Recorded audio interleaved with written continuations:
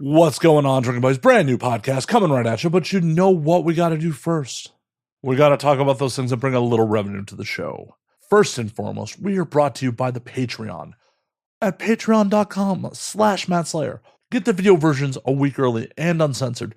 Get the audio versions ad-free. Get additional content. Just help support the show. Be part of the community. Once again, at patreon.com/MattSlayer. We are also brought to you by the merch store at anwd.net/merch. Tell the world you're a drinking buddy. Get a rad hat. Get a shirt. Cover your shame in my wares at anwd.net/merch. The last and easiest way to support this show is twofold. Signal boost. Tell your friends. Share content. Share it credited. Don't steal the content and claim it's yours. And two, subscribe to the YouTube channel if you're not subscribed. I don't know why you wouldn't be, but subscribe to the YouTube channel at youtube.com/nowwedrink and just bring more drinking buddies to the party. My guest this week, returning after 7 years, is the one and only award-winning best actor. Tommy Pistol is in the house. And though there are a lot of silly moments, Tommy is actually rather serious and has a lot to say and has a lot on his mind during this episode. It was really refreshing to hear someone I've known for years just talking about life in this kind of frank manner. So sit back, relax, pop a cold one, and enjoy, drinking buddies.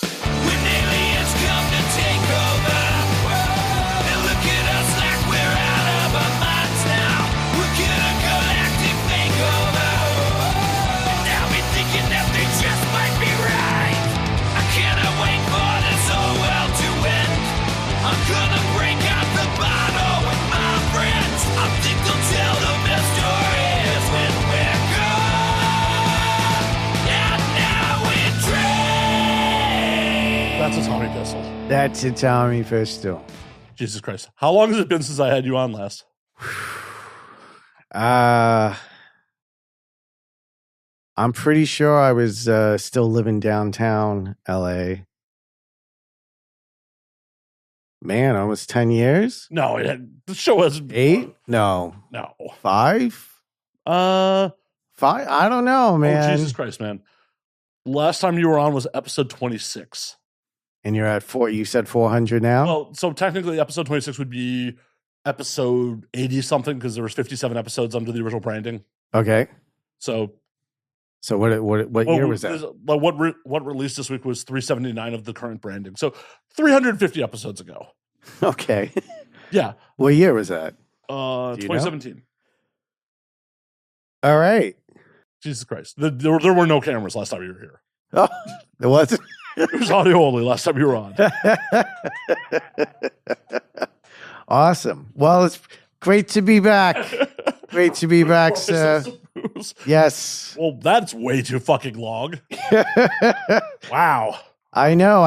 You tried to get me on before, and I have. I found every excuse, and I ran out of them. No, I'm kidding. Just cornered you at every adult event. Like, oh, Tommy, where you at? What? Do you not love me anymore? No, I love you. You're a good guy. Aw. Yeah. And you're like my audience starting off. Awesome. Glad to be back. Like, we'll do this again in another 7 years. See you in 7. Tommy Pistol, the 7-year itch. Yes. Oh, man. What a 7 years that's been. Right? We're both older and grayer. Fucking Christ. Yeah. Yeah, because it has a picture, like a promo picture of me from 7 years ago. My beard was very dark. Dude, mine, yeah. When I see pictures, even from 2-3 years ago, I'm like, okay, it was still black. It was dark. It was like a very dark brown, but now. Yeah, and I see little strands in my hair that are the gray's coming, but not yet. I got nice hair. I don't want to lose this. Well, I'm riding on a lot with this fucking hair. There's a hat on for a fucking reason. My hairline's going.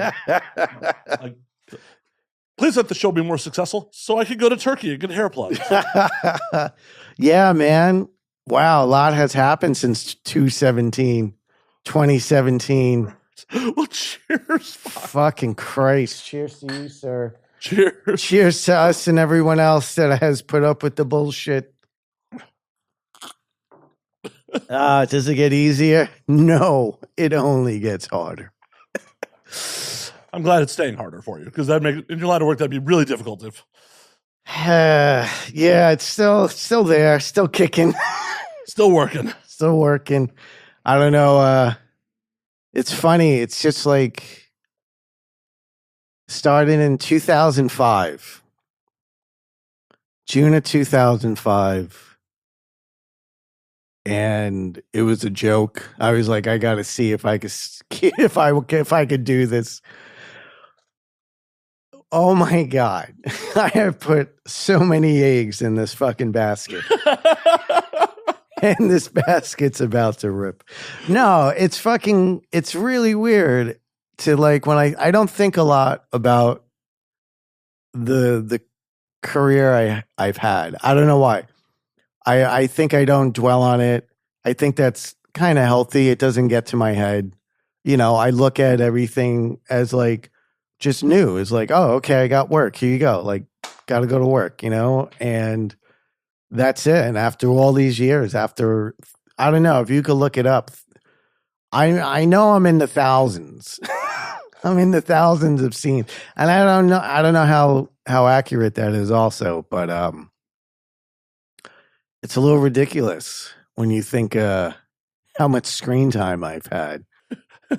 What was your guesstimate? I'm like saying at least over 2,000. By Price is Right rules, you are still correct. Yeah. According to the database, it is 2,237 as a performer. Since 2005. Yep. And 11 director credits too. All right. I mean, the ratio's a little off. That I should have more. That's definitely somebody's got to fix that. No, but and also this probably isn't accurate. I mean, yeah, because there's a lot. That's like for more probably features. Oh, yeah, I mean, not like scenes with all these different sites I've worked for throughout the years that like come and grow. Oh, okay. This is not in sequential order. This is my movie title because I'm like, I thought it didn't list anything this year. I'm like, I know you've worked this year. Yeah, you're damn right I have. So yeah, I don't know. Like somebody did an IMBD for me, and I was like, this isn't everything. What's going on? No. I went to the IAFD. IA. All right. I went to the one just for porn. I didn't need to have your mainstream titles clogging up the those fucking things. Yeah. Well, in an attempt to fuck with your ego a little bit, I have said on record multiple times you're too good for us. But you are too good for this industry. Why are you still here? I've said this multiple times. That's a great fucking question. That is a great question, and I am asking that also. What the fuck, Hollywood? There's a few things I've done recently within the past couple years, and they have not been released, unfortunately. I did a movie with the Soska Twins called On the Edge. We shot that in August of 2022 and shot that in Montreal, and amazing, great movie. It was, it was really fucking intense and really put everything I had into it. Cause for me, that was like, oh, this is it. Don't hold back. Just fucking go. And for some reason, it is not out yet. And I don't know. I have theories, but I was not told anything official yet. So I really hope everybody will get to see that one day because I thought it was pretty fucking good, and it was something a little different you don't see from a lot of male performers. Usually if they do something mainstream, it's like kind of in the background or something, not as, never like a really big part or something like that. But, I've known them for years and they came with this offer and it meant a lot to me to really kick ass. Like they called me July and they're like, do you want to be in this movie? You got a month to learn script. And I was like, yes. And then started cutting weight because I was like, it was a really intense movie and I was going to be like somewhat nude in some parts. So I was like, all right, I want to look somewhat decent.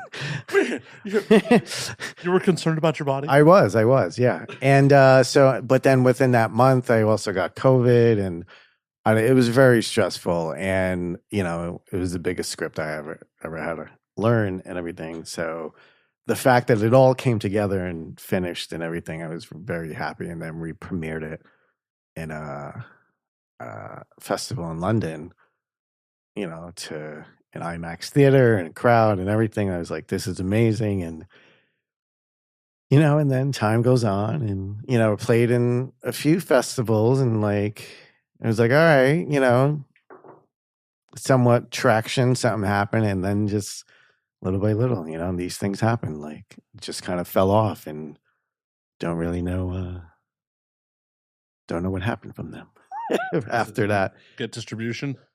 Yeah, it did not get distribution. It is pretty, intense. I am somewhat naked majority of the movie, so I don't know if distributors are a little weird about that. Why? It's a very common thing for you to be naked. Yes, in adult, but not in mainstream. No. I don't think. I think this is the second time ever I've seen you with pants on. Ever. Ever. You've seen me before with pants on. Like 3 times. Yeah. 3 times max. Max. I hope it comes out eventually because I think it's a great movie and, I want people to see my work. I want people to see what else I could do, And there is a movie that should be hitting festivals next year, directed by Melissa Fitzsimmons. She is a friend. My partner is her editor and edited this movie called The Long Run. And I got a little bit part in it, but it's a really good part. It's really very proud of it, and a lot of feedback people have gave so far were like, who's that guy? And I'm like, yes, more. Who's that guy? This guy. Hey, Sam Jackson was right around your age when he made his big break. Yeah, I hear that. I hear that it's not, things could still happen. They have been happening, like props to Mick Blue, he got on General Hospital and I think he had some other acting parts, and it's obvious that this isn't an end all, if you do this doesn't mean that like your life is over. And I think a lot of people believe that. And once you start believing that, then you start giving up on like other chances you might have or opportunities. So yeah, it's not. You just gotta. It's a fucking fight. It's just a constant grind, a constant fight. Like just to be in this industry, And it's like I think you get comfortable at points, and I know like June's coming on to 20 years doing this, and you hit a point where you get very comfortable because the work comes to you. So like you've kind of proved yourself and like people hire you because they know they expect you're going to deliver a certain, you're going to give them what they want. Well, I've been led to believe you easily fit in people's assholes. So yeah, I am great. First time, yeah. No, it's. I've heard girls say that. I'm working with Tommy. It'll be an easy day. Yeah, and it's not, it's not just my penis size. I think, it's your uncut. Yeah, uncut, but it's just I think an attitude too. I know for me over the years, I just want to make things very relax and have fun and like kind of just avoid all the drama. Like we're here to do a job for a few hours, so why don't we just make the best of it and just. It's ridiculous what we do. It's fucking stupid. So like, why can't we just have fun, do something insane, and then laugh about it afterwards? Like, why not? I mean, we're in a ridiculous industry. We should be having fun with it. I can't see how you don't. I think if you take it too serious, I don't know. You're going to be disappointed. Like, but it is freelance work. Whatever I get now, like, it's just years of being reliable for all those studios. So that's why, like, I might get a certain amount of work than other people, you know, even if whoever has an agent or something like that. It's just consistency. Yeah, it's consistency, and you're a known commodity. Like, yeah, but see, like I guess I don't see myself like that, like a commodity, like, because I feel like, you know, like anyone, if whatever happens when you're done, and like the machine goes on. You know, the machine keeps going and keeps grinding it out and everything. Well, I'm just saying, like, no one's gonna go on set with like, oh, do we have to worry if Tommy's gonna be weird or creepy? Or well, weird, yeah. Like during Tommy Pistol weird way, not yeah, not in a like uncomfortable word. not in the like, well, now I got to add that dude to my no list. I guess throughout the years, just seeing how like fast things could turn, but a lot of people, if they had like steady work and things fell off, you know, there's always the question of like, what happened? What'd you do? What'd they do? Or there's always some kind of falling out. There's always two sides to the story, you know. So I don't know. I would always like to hear kind of both sides and then go from there and stuff. But I feel like not, at least in the last, Jesus, how long have you been with your partner now? we've been together 11 years. Yeah. So more than half your career, you haven't been dating within the industry too, which alleviates a lot of drama. Yeah. There was like one person I dated that was still kind of in it. And, you know, that lasted a few months, but it was like a bad timing. It was just like, you know, whatever. But like, it's a lot to do that. Even like with the longevity and whatever, it's just, you know, it's a lot to ask of your partner and stuff. And, you know, a lot of people don't understand what being in this industry asks of you and them, and then everyone else involved and all that. So it's not just like I was in a movie. It's just like I was in a movie that did this, and there could be precaution. Like it could be like a whole domino effect of like really bad or like okay or like totally fine, you know. And I think I've been lucky in a lot, you know, and I'm very grateful for that and stuff. But it's, I mean, relationship is one thing, but like just life in general, you know, this job is, it's great. It looks out for you when, you know, it needs you and stuff. But I think when things are done, it's kind of done with you, and it's kind of quick. And like I said, it's entertainment. It's a machine. It's like, you good. Oh, you know, good. All right, let's move on. You know, like kind of everything. Everything entertainment's like that. Yeah, no, for sure. It's just I think this hits it's a different level of putting a lot into it and then it being done, and then because you can't, you know, the stigma and then like resume and experiences and things like that. That's always like, okay, well, I've been doing this for X amount of years, and it's like, what else do I have? You know? And it's because it is the overlap of sex work and art. Mm-hmm. It doesn't have the artistic outlets that other ones do. Because if you are once an A-list Hollywood actor and your career cools the fuck off, you can still go do theater. You can still have other outlets for your art. If you're a musician that was once playing stadiums, you could still go get in a band and play bars and still have your outlet. Where do you artistically go as a porn performer when I don't know. that art drops?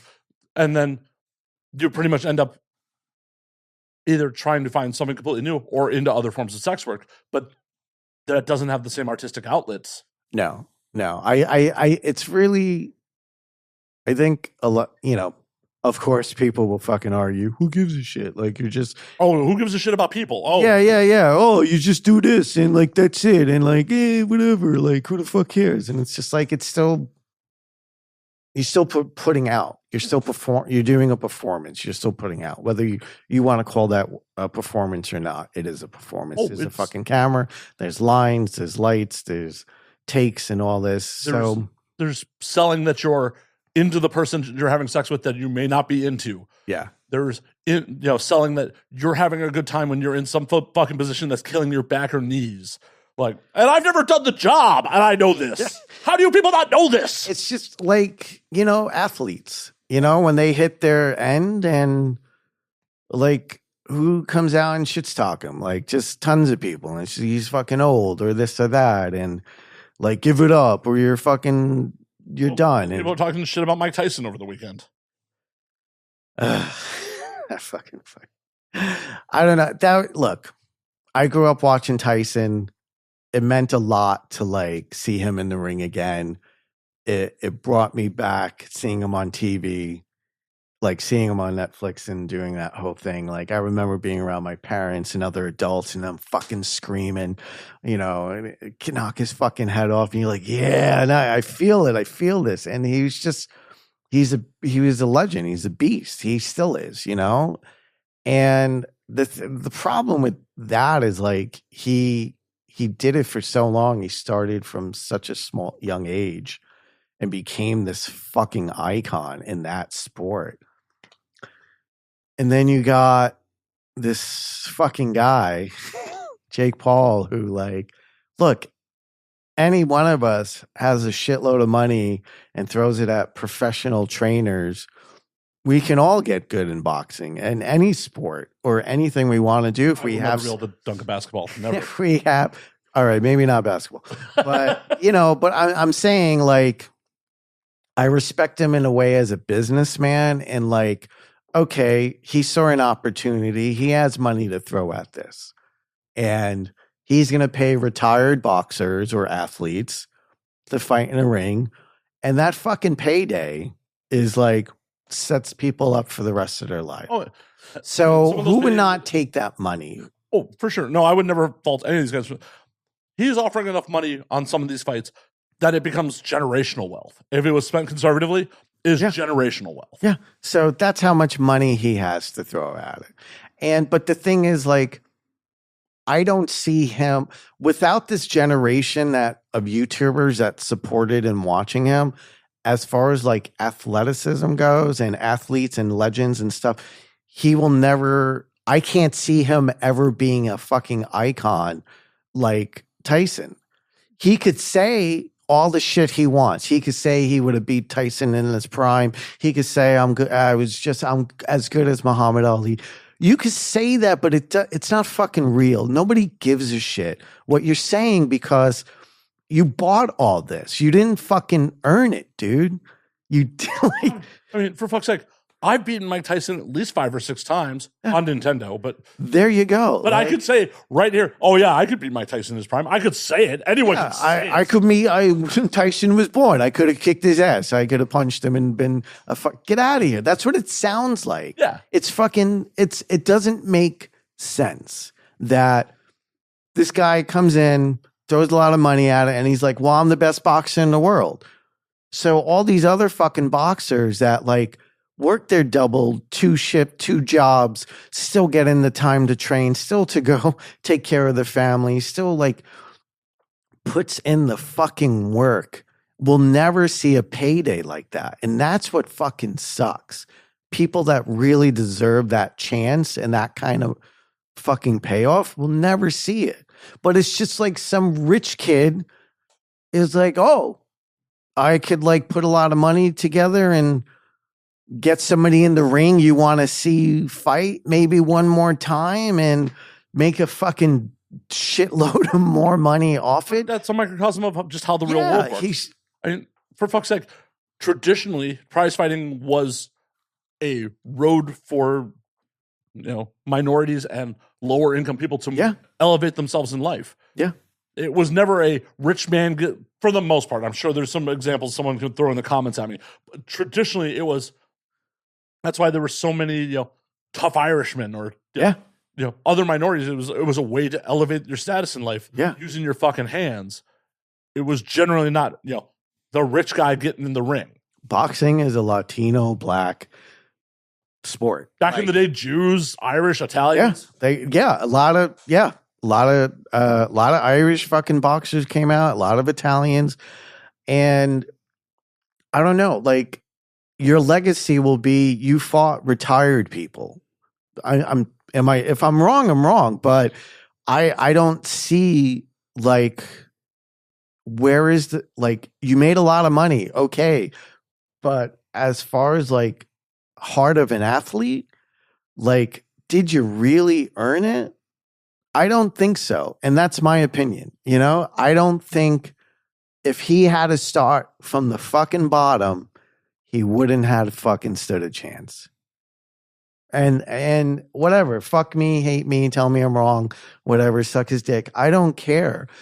I don't respect him in that way because I don't see him as somebody who earned the fucking the name he gave himself. Like, I'm the best boxer, or I could beat all these people. You can say whatever the fuck you want. It doesn't make it true. So it's really easy to call yourself whatever you want when you write your own press release. there you go. You're buying everything. Like, you bought. It doesn't matter. Like, again, that's my opinion. I don't see him as somebody who is a great athlete. I don't, because, and to me, he skipped a line. He's like, I got a buttload of money. Look what I could do. I have a buttload of money. America wants to watch me get knocked out.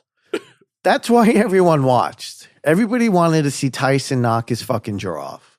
Like, I'm sorry. That's in my opinion. And he has his followers and he has the people that will fucking ride and die for him. That's cool. You're his fan.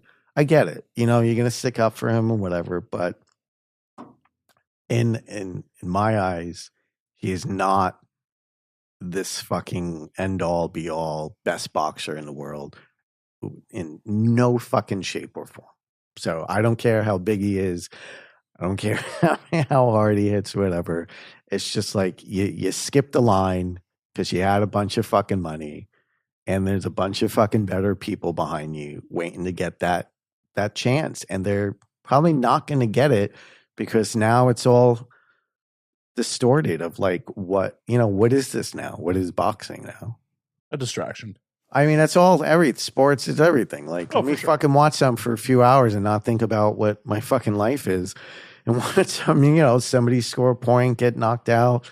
Well, whatever. Team sports allow for blind tribalism too. It's like the amount of people who were like, oh, we scored fucking, 2 touchdowns this week. Like, were you on the fucking field? Yeah, it's the, I get the diehard fans and like, yeah, my team and these guys, and I know is the line we. Like, I didn't realize you were out there taking snaps. I don't know. I mean, look, people got to connect themselves with something. Do they?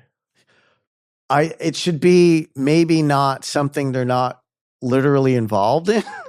And maybe it should be things that are present, like next to them, like friends and family or children. Or their street gang, at least. Like something. If you want to say we, form a street gang. Don't fucking glom onto some fucking professional sports team owned by billionaires. Start a street gang like a man. There you go. Start a gang. Knives, bats, 2x4s, snap as you go down the street, sing a song. Oh, wait, that's a musical. Fuck. It's all right. Yeah. So that's, I don't know. I was live streaming it on my TikTok, and I was disappointed, but also not surprised. Well, no. And I think the most disrespectful part of that whole thing was when they were fucking when they were asking him at the end, when you get back in the ring, and he's like, yeah, I would. I want to fight, his fucking brother, Jake Paul's brother. Oh, Logan. And Logan, his fucking response was like, I'll fucking kill you. And it was just like, you fuck. Like, it was just instant, I'm going to be a dick. And like, if their job is to play the villain, they're playing it very well. Well, yeah, Logan works for the WWE. Yeah, he's a professional heel. Yeah. So I thought, as if there was respect there and, some kind of form of like, thank you for this and everything. Like, if there was a shittier response, I don't know. Like, he pretty nailed it in like being like, that was the worst thing you could have said. Because it was just like, I don't know. It seemed so fucking like, ugh. Like, that was the fucking cherry on top of like, fuck this family. Like, come on. Like, ugh, it sucked to watch. And I don't know, there's all the controversy now about like it was fixed and this and that. And it's like, who the fuck knows? It honestly, like watching Tyson train the day before, hit the pads. He did that in the first round. He was moving and everything. And then after that, it's like he had shaky legs the rest of the time. And it was just like, well, okay. According to social media, there's a point in the first round where like they clinch, and people are alleging that Jake said, "Hey, take it easy," and then Tyson taps him on the back to let him know it's cool, and then Tyson just slows down. This is all social media conspiracy. I don't fucking know. No, none of us know. We don't know, and we're never gonna know. But unless they fucking come out and say it, we don't know. So we all could like have our theories and everything. And look, I don't know. Also on social media, they're saying like, "Oh, Tyson's broken," blah blah blah. I don't know that. I don't know the fucking guy. I don't know. I don't know his At the end of the bank day, account. you know what? He's a 58-year-old man. He has nothing to fucking prove. If he wants to take that fucking payday, take the fucking payday, dog. Like all of us, dude. Like all of us would take the payday. So I would let Jake Paul punch me in the face right now for a quarter of that money. Not even a quarter, a tenth of that money. Tyson made $20 million. Jake Paul could punch me in the face right now. I wouldn't even block or move for $200,000. Just punch me in the face. It's cool. I would go higher. I mean, I would happily take more, but my bottom of that, hell, no, I'm lying. I'd take it for 20. It's one punch, whatever. You know what? Maybe I would, but it's also to know that a fucking somebody like that who gets his way would like have that on you. That would fucking eat me up inside, I think. I think that would piss me off more.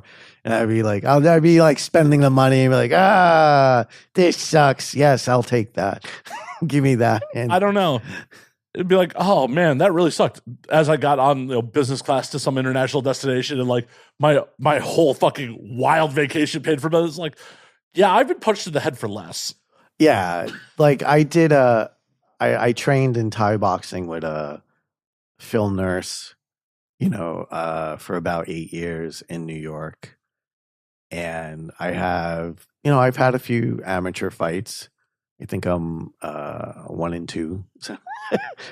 But yeah, it's just like putting in that time and every day and like after, wake up at 6, go to work, head over to the gym, fucking do that, like either 1 or 2 classes in a row. That's like add another 3 hours to your day of the most strenuous, but it was like, it's something you loved. And it's just like getting hurt and punched and bruises and all these things. Like you love it. It becomes a part of you. And it's just like for basically my 20s, I was like doing that. I was just like, this is what I needed. Like if I'm not, and then, it plays off with everything else in life. If I'm not, what's worse than getting punched in the face? Like if I could get away, if I could figure this, if that could happen, I brush it off. Like, everything else should be a little bit easier. It's just like a mind frame you have for like fighters and everything. And like another thing, like at times, Bobby Beckles was like somebody I would train with also. And, at the Gleason's gym and just like being there sometimes and seeing how like young people are in their training and like to the oldest people and they're still training. It's like, fuck, man, like these people are like for life doing this. And that's a respect I had for that sport and anybody who commits that much to it. So it just it feels shitty to have someone come out of the blue and is like, well, I got all this money to throw at this and like watch me beat somebody who's had an amazing career and I've fucking done nothing. But and like whatever the fuck happens, I don't know. Like you got to question, would any of these guys like really go out that fucking easy? I don't know. There's like so many times of his fights, you're like, you had kind of hung out there for a little while and then you got hit. So I don't know what's real.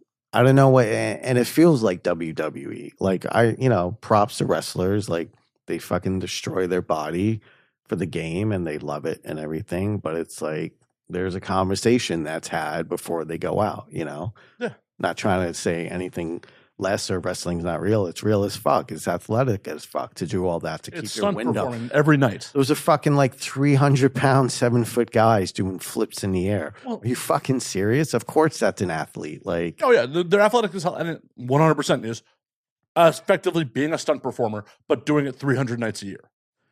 yeah, and fighting with injuries, constantly traveling on the road. Like, that's a legit fucking life, and it's hard as fuck. Yeah. And it beats the shit out of you constantly, and if you're lucky enough, you might have put some money away or made some good investments that when you're done, you're taken care of, you know, but a lot of people don't make that decision or figure that out till it's like too late. And shit. Well, it's another business that could also just be done with you. Just like that. Yeah. Just like that. Like, I think the adult business is, I feel like I would say a few years ago, it's very forgiving. Like, people could do horrendous shit like over and over and over, and everyone knows about it. And why are you still here? But There's still some of that, unfortunately. there's still some of that, but it's not around. I don't see it as much, and maybe that's just because it's not around me. And like, I basically work for like 2 companies at this point, like Kink and I'm an ambassador for Adult Time and everything. So, and then, you know, whatever is within Gamma and within all that, those websites and stuff like that. So it is, I don't know, like, it is a little calmer in a way to be like, I know I have work with them, you know, and like if anything else comes up, it's like a bonus and everything.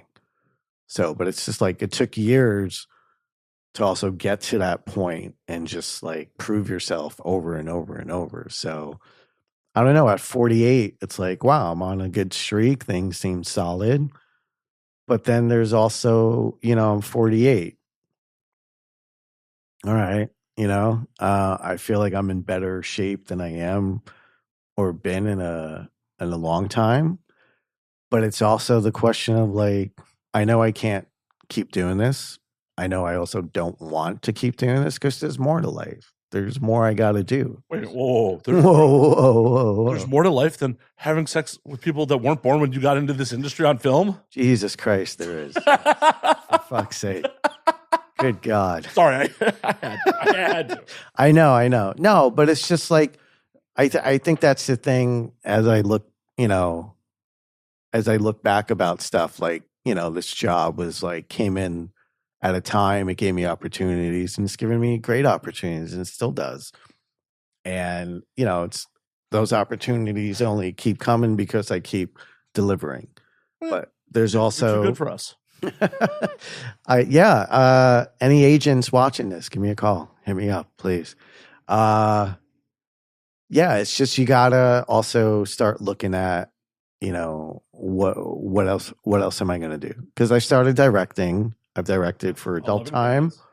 11. Well, I started directing for Kink more often now for Everything But, which is awesome. I've done a couple of those now, but I also, when they had the Armory, I was directing the Hardcore Gangbangs. Nice. So that's a goal now, like start directing more and everything, because I think we've all seen the guys that put up, you know, only do this. And I think it hits a point when that phone call stops coming. If you didn't plan ahead or do something, that's kind of like, oh, wait, I waited too long, you know? And that's I would say that's very scary. I feel like it's one of those things where like, oh, well, this has been the status quo for so long. You don't see that the landscape is changing around you. You're just like, no, everything's fine. Everything's But that I think that's the problem, because it is easy now. I don't want to wait till it's not easy. I don't want to wait till I'm like, oh, fuck. You know, I should have like kind of followed or started a path in another direction. So I think that's where I am mentally, of like, this is great and I appreciate it and everybody, but also what else am I going to do? So are you going to start directing non-pornographic shit? Obviously, everything's on the table. I'm throwing throwing hands at everything from writing TV pilots, comedy skits, just trying to find and use what I have gained from my knowledge and my persona of what everybody knows and likes about me. Like, how do I use this to get to the next point, but then not also just stay this guy?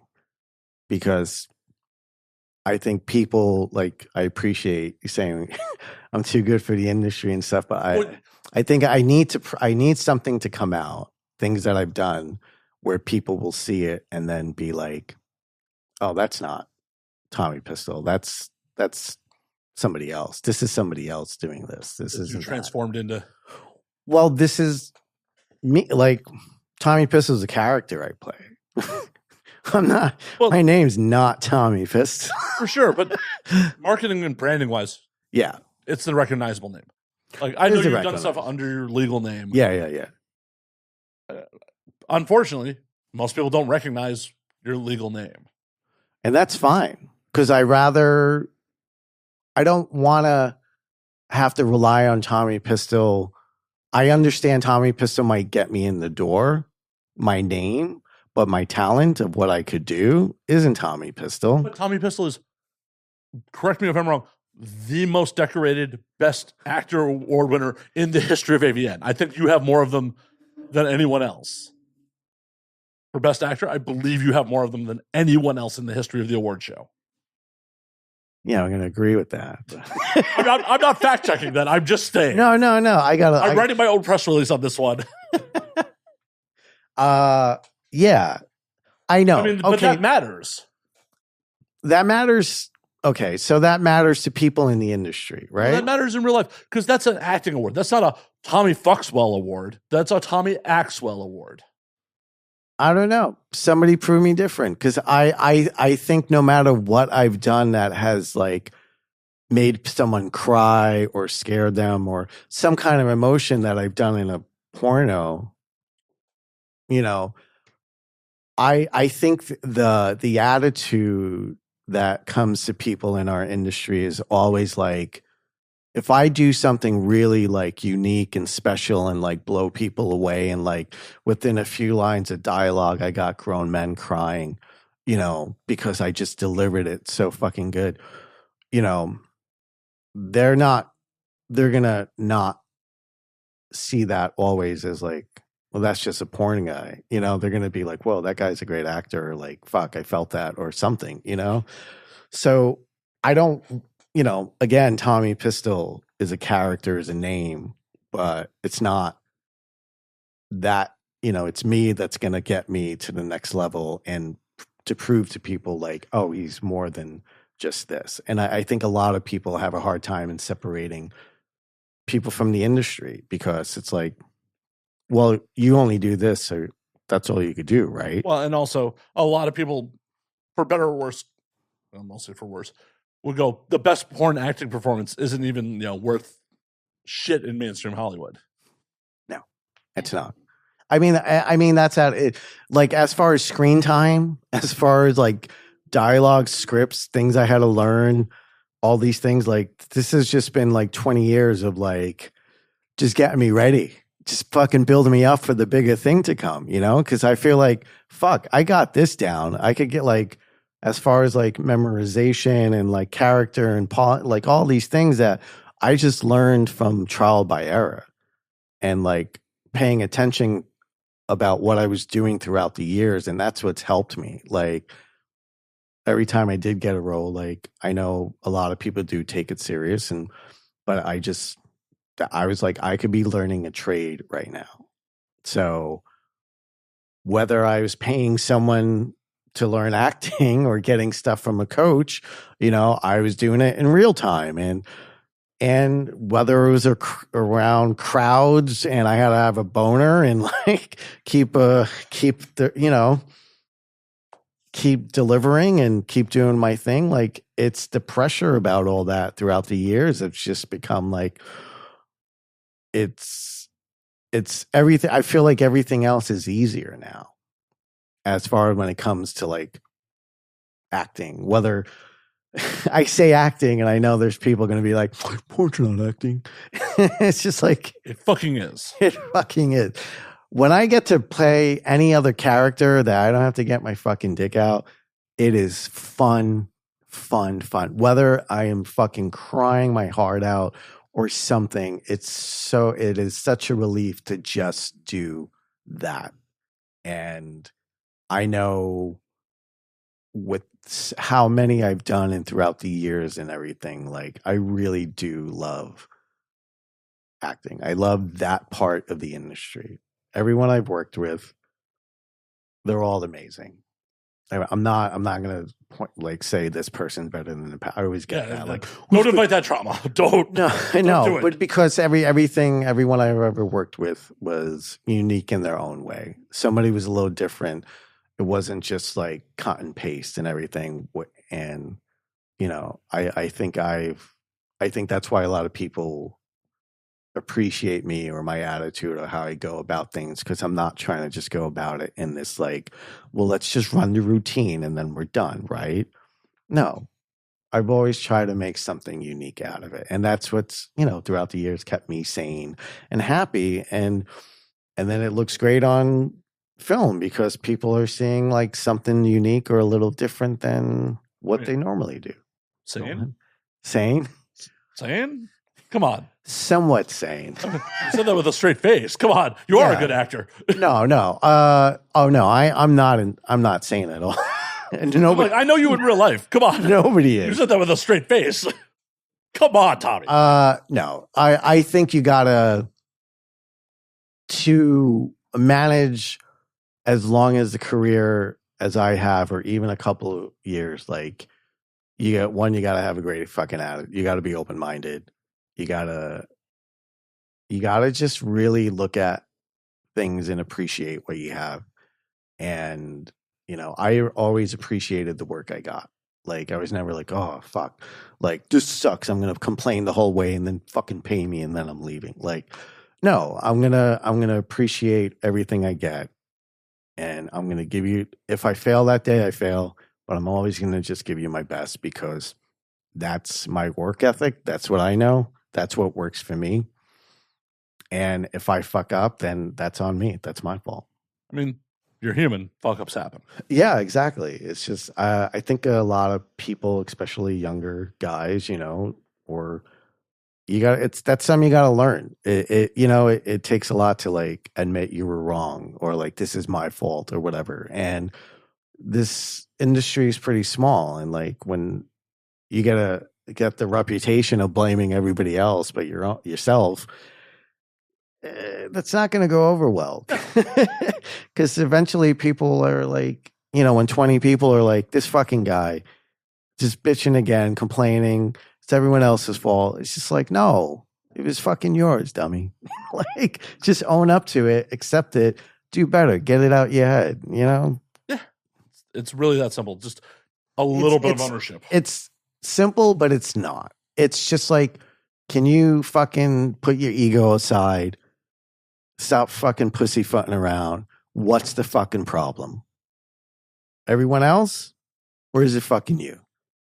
And I think that's a problem a lot of people have just in general in life. Well, I think it's just something that, we're older dudes. And that's not a young man's game. In my 20s, I was quick to easily blame other people. Yeah. Oh, no, that's for sure. And I think that's the problem with I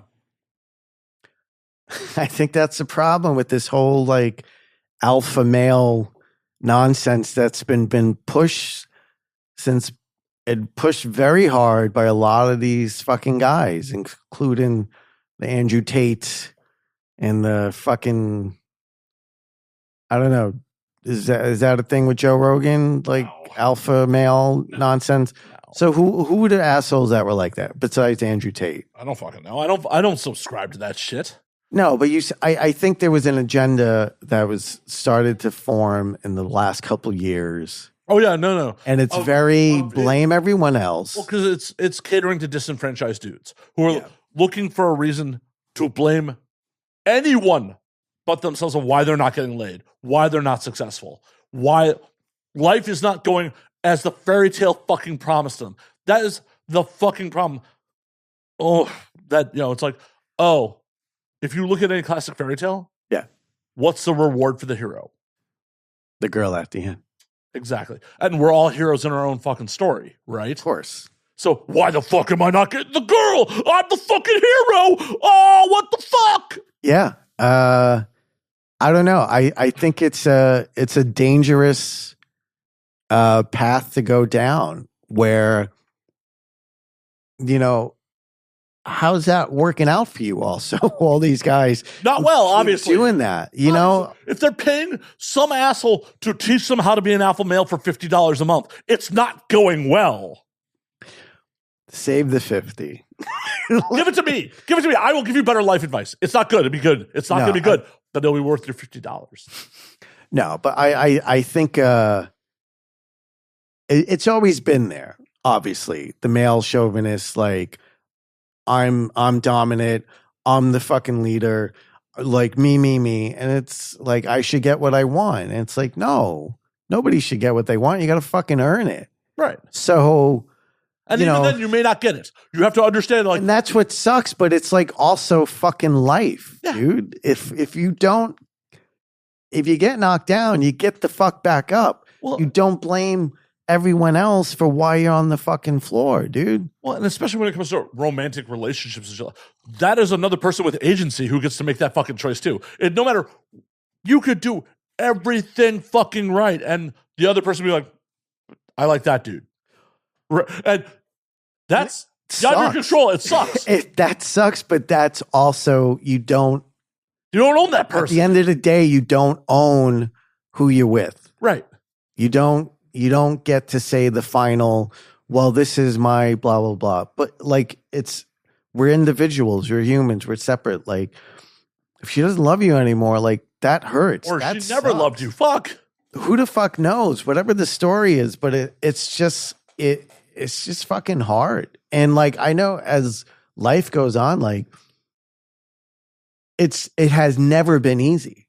It has always been difficult. But I think what I have been on not a spiritual, adventure, whatever, but I have been doing more things and definitely through my partner. And it's been awesome because I am like with ceremonial magic and things like that. Like it's not saying like, it's like a religion, like any religion, like you have things to believe in, you put your faith in stuff. But what I take from this, like everything they say, it's like, it all comes down to you. What are you going to do? What are you going to do? Because something can always be done. Whatever it is, whether it starts very small or you go really big, but something can always be done. And that's where I started to question myself and my life and where I am going. If things are great, but it's also, they're not going to be great forever. So what am I going to do? What questions am I asking myself? It's scary. It's really fucking scary to be at this point. And like, I think I need to go, but not in like an angry way, but also in a like, what else am I doing? Like, what else can I do? And those are things I have to figure out. Well, and that's a really scary thing when things are not going bad and you're like, I still need to make a change, because it's really easy to decide like, fuck, shit is not going well, I need to fucking change it up. But it's like when you're comfortable and you're still like, I need to make a change, that's a difficult fucking choice. It is. And it is scary because it seems like going against everything that like I'm like arguing with myself, like, why are you doing that? Like, what, just write it out. And it's like, that seems like a great answer, but it's also not safe. It's not. And it's like, if for anyone, it's the illusion of safe. It's the illusion of safe. Yeah. So you have to always figure out if there's more for you. Why are you not going for that? So many people get settled in a job and they're like, well, I'm going to do this till I'm dead. Well, and it's like, but they're fucking miserable the whole time. And it's like, I've also like, recently lost a very good friend And it made me realize like a lot of things of how uncertain anything is. Well, and, You know, and it's just like we always know that. We always know that people you love die, family members, friends, they go to sleep, they don't wake up, things like that. And it's like that fucking sucks. But it's like you know, you mourn for something, but when the question is still there of like, all right, it's like a month has passed, 2 months have passed, and I'm like really fucking sad. And I'm like, I lost somebody I really fucking cared about, like Doug SackMan. well, and Doug, like You knew Doug, I knew right? Doug. Yeah. No, I'm not Doug for years. And one thing I'll say about Doug went for it. Like Doug went for it. And that's Doug's passing has probably, unfortunately, but it's probably he's been the biggest like fire under my ass to like fucking do more, dude. And that fucking guy has done everything. And the thing that I loved about him, and I think why we were friends for, you know, since we met and everything, was he always had this attitude to like just help people and just do the things you love, right? And even when he was struggling in finances and stuff, he still found ways to always be involved in somebody else's production or produce for them or find ways to help other people where he totally didn't have to. He could have become probably a really successful producer and like been an asshole and everything. He was Lloyd Kaufman's mentor, but like as Lloyd took him under his wing and, you know, showed him how to like run a set and do everything, you know, Doug did that for many people and for next to nothing. And always having that attitude of like, okay, this sucks, but you know what? I'm doing something I love, you know? And when you're around people like that, you feed off that because it's like, man, like it's not like he's rolling in millions at all or anything, but he's doing something he loves. And if I was a millionaire, if I had fucking money to burn, whatever, maybe I'd have a different frame. Or I don't know if people look at that as like weak or something, but to me, that is fucking the most successful you can ever be if you're doing the things you love. 100%, because it's been scientifically proven. Once you're earning enough to get your basic needs met, money stops buying happiness. Yeah. Like that has been scientifically proven, first and foremost. Yeah. So the pursuit of mega fucking wealth doesn't make you fucking happy. How many rich kids are fucking horrendous people because their parents didn't put the time aside to fucking spend with them? You know who raised them? Their babysitter, the nannies. Well, then somebody else. Add in that they've never had to actually have any challenges or someone said no to them in life.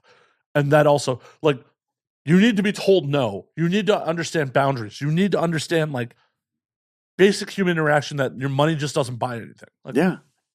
Every loss is a fucking lesson. Yeah. If you pay attention to it and you can learn from it, like you learned something that you're never going to repeat again. Hopefully. Or maybe the second time, or maybe the third time.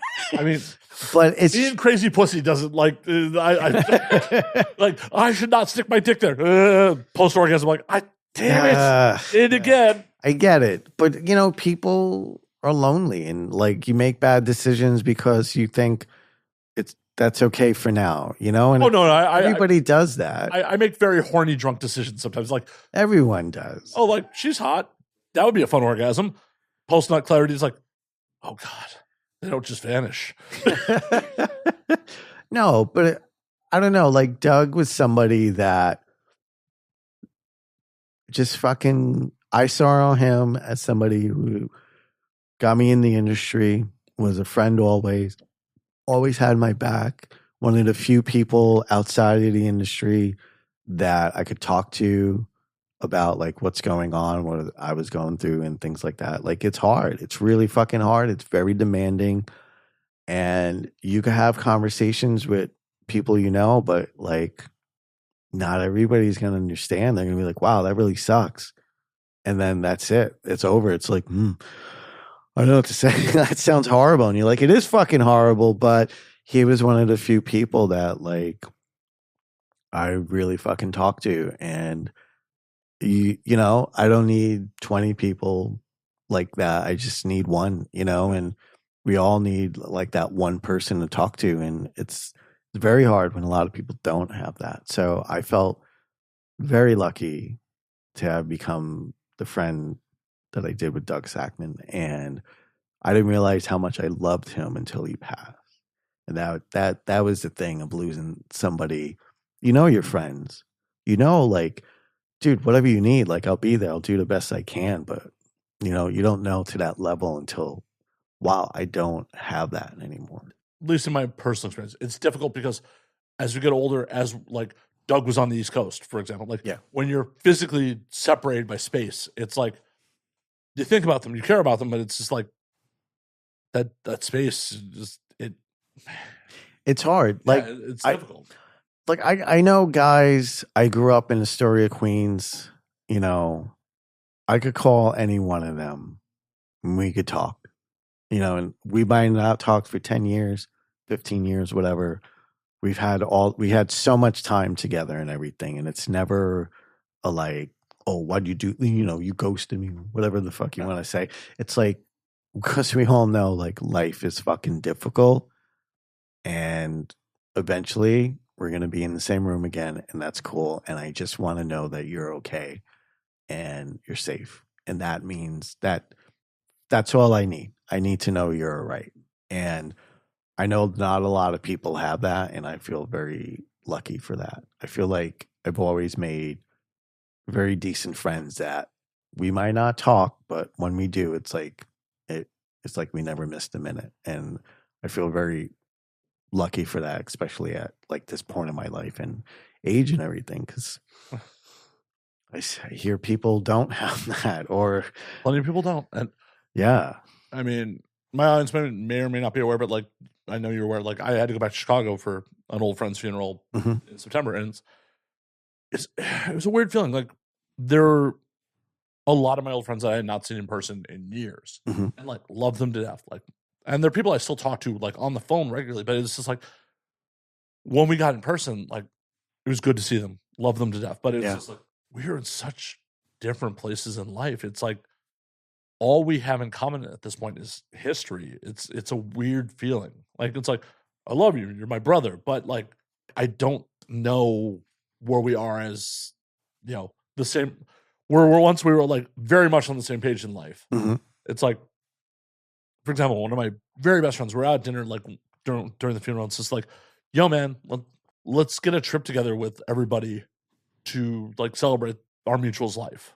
And he's just like, you know what? I've been sober for a number of years. I just don't really want to be around people who are going to be drinking and partying. Yeah. Like, even if it's to celebrate the other person's life. And I respect that. I understand that. But it's just like, oh. Did you find that like offended? Or no, kinda, not did offended. it hurt? I'm not offended by it. It's just like, we're just in very different places. So it's just like, yeah. It's interesting to try to reconcile that. It's like, yeah. Like, there's zero animosity. Like, legitimately, one of my best friends. But it's weird to be in, like, have walked such a different path for someone I've known for well over half my life. Like, this is someone I've known since I was 16 or 17. Like, and it's just like, wow. Like, it's hard to reconcile how we end up in such different places. Yeah. I mean, that's life. I understand that's life. Consciously, I'm aware that's life. On an emotional, that's just like, oh, that's weird. Yeah. And I don't know. Sometimes, like, you might just need a few hours to see them again or be like, all right, you know, it's good. And you know, as much as all these guys I love and they all have their lives and kids and everything, you know, things change, you know, but it's like, I still, as long as I think you all let each other know if you ever want to talk, if you ever anything, I'll be there for you. Just give me a call. I wish I call more people sometimes. Sometimes I'll just throw a text, and as long as they respond or something, I'll be like, how are you doing? I'm great. How are you? Good.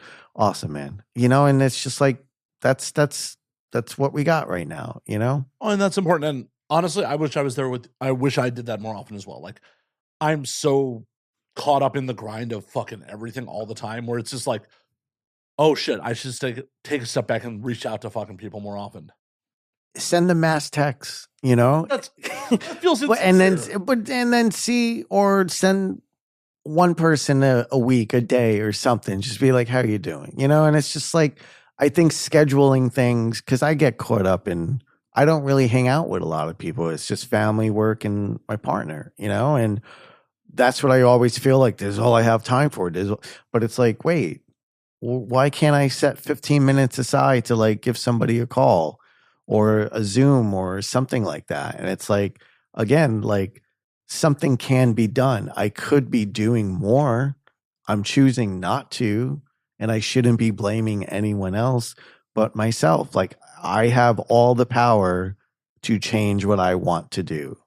And I find excuses not to, out of fear, out of being, worry of like, is this going to work out? And it's just like, I don't know if it's going to work out. I think taking more risk is something I should be doing now, because this isn't like this industry. Like, I can get more directing work. I could find other ways, like within the industry, like I could learn lighting.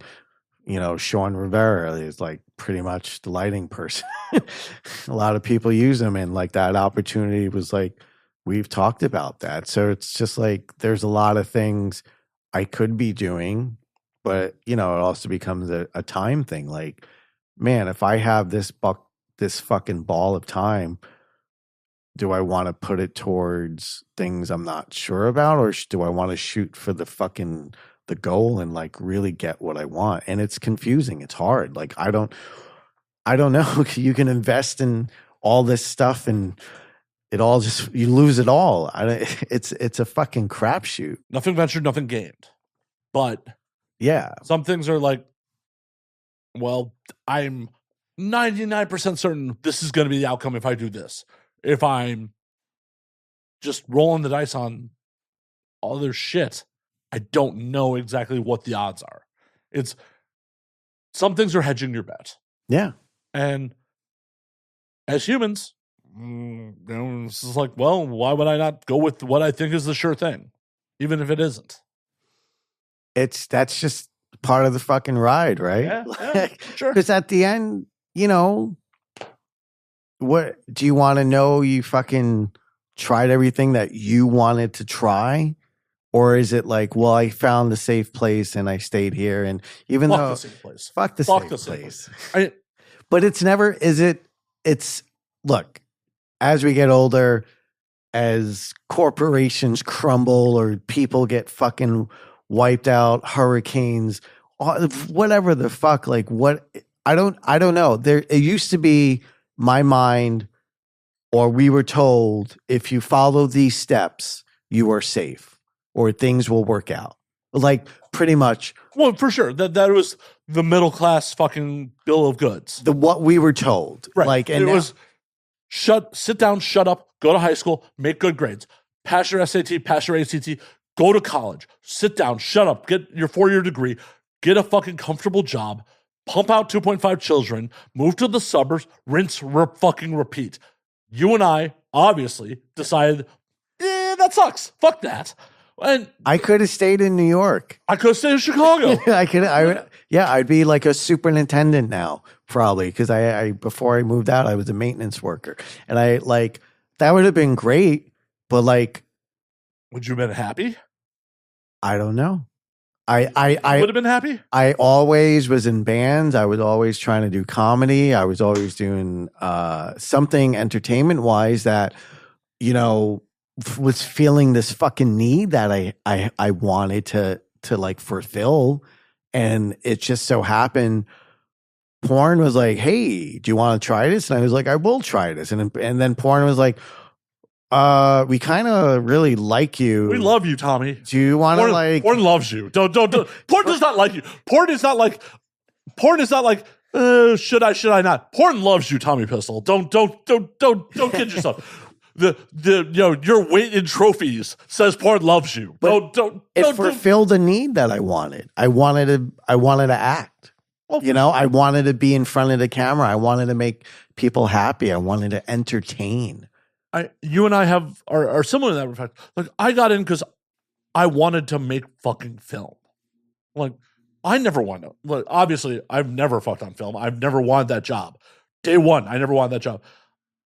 I wanted to make movies. Like, you look around the corner, I'm a fucking movie nerd. Like, in Chicago, in the aughts, I didn't know anyone who made mainstream film. I had no idea how to get into mainstream film. That was a fucking pipe dream. And then I started meeting fucking people in porn. And I'm like, well, this is a way to fucking make something. Yeah. It fulfilled a need that I wanted. And, I think I'm at a point where it's just like, man, I did great with this, but I didn't go for the goal yet. I didn't go for the kill that I wanted. And I think that's definitely where a lot of my what's going, like, being safe and everything. It's just like, because I feel like for like 19 years, I've been sticking my dick in risk this whole time. So I feel like I've risked a lot. According to mainstream America, for the industry, for who you are as a person. No, you actually have been playing it fairly safe. Yeah, I have, and that's good. But, I think you hit a point where it's just like, what else is there? And why am I not doing that? Why aren't you?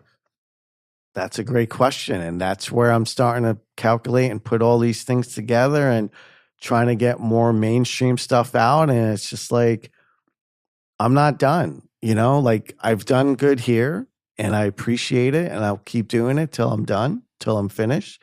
But there's so much more I want to do. And it's just, you would think as you get older, you're like, I want to calm down and stuff like that. But the way society, the way everything is now, it's like, all right, nobody's retiring early anymore. So it's just like, am I going to fucking go for broke, or am I just going to like settle and be, nah, I'm content. Like, retirement sounds like shit. Look, no, seriously. Yeah. Oh, hey, I'm aimless and I got nothing going on. Like, fuck that. Fuck that. Look, man, we get one fucking go at this. Right. Literally, you get one fucking go. And none of it's promised. None of it's promised. My fucking buddy died in a car accident on a Wednesday night at 11 o'clock at night. Like, he didn't get up that morning and be like, yeah, this is my last day on the planet. 11 o'clock at night, died in a fucking solo car accident. Sorry to hear that. Thank you. But it just proved, like, it's just more anecdotal evidence of like how unpromised this shit is. Yeah. It's a fucker. Life is a fucking fuck. And it's going to fuck you. And you get a few moments where you're like, I am fucking happy. So how many of those are you going to have, man? Because at the end of the day, it's not fucking many.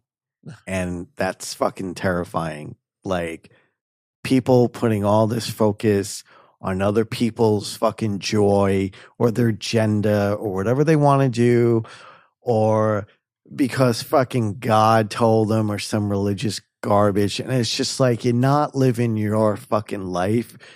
You're fucking following somebody else's routine, somebody else's request, and you're doing the fucking dog work for them. Why?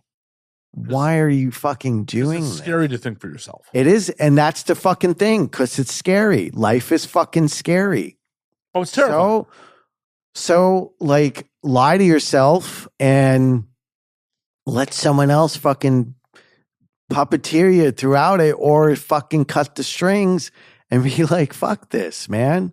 Well, just the amount, you have to have seen this as a performer, the amount of dudes or people in general who comment on anything pornographic, like, their parents must be so proud. Like, The motherfucker, who are you living your life for?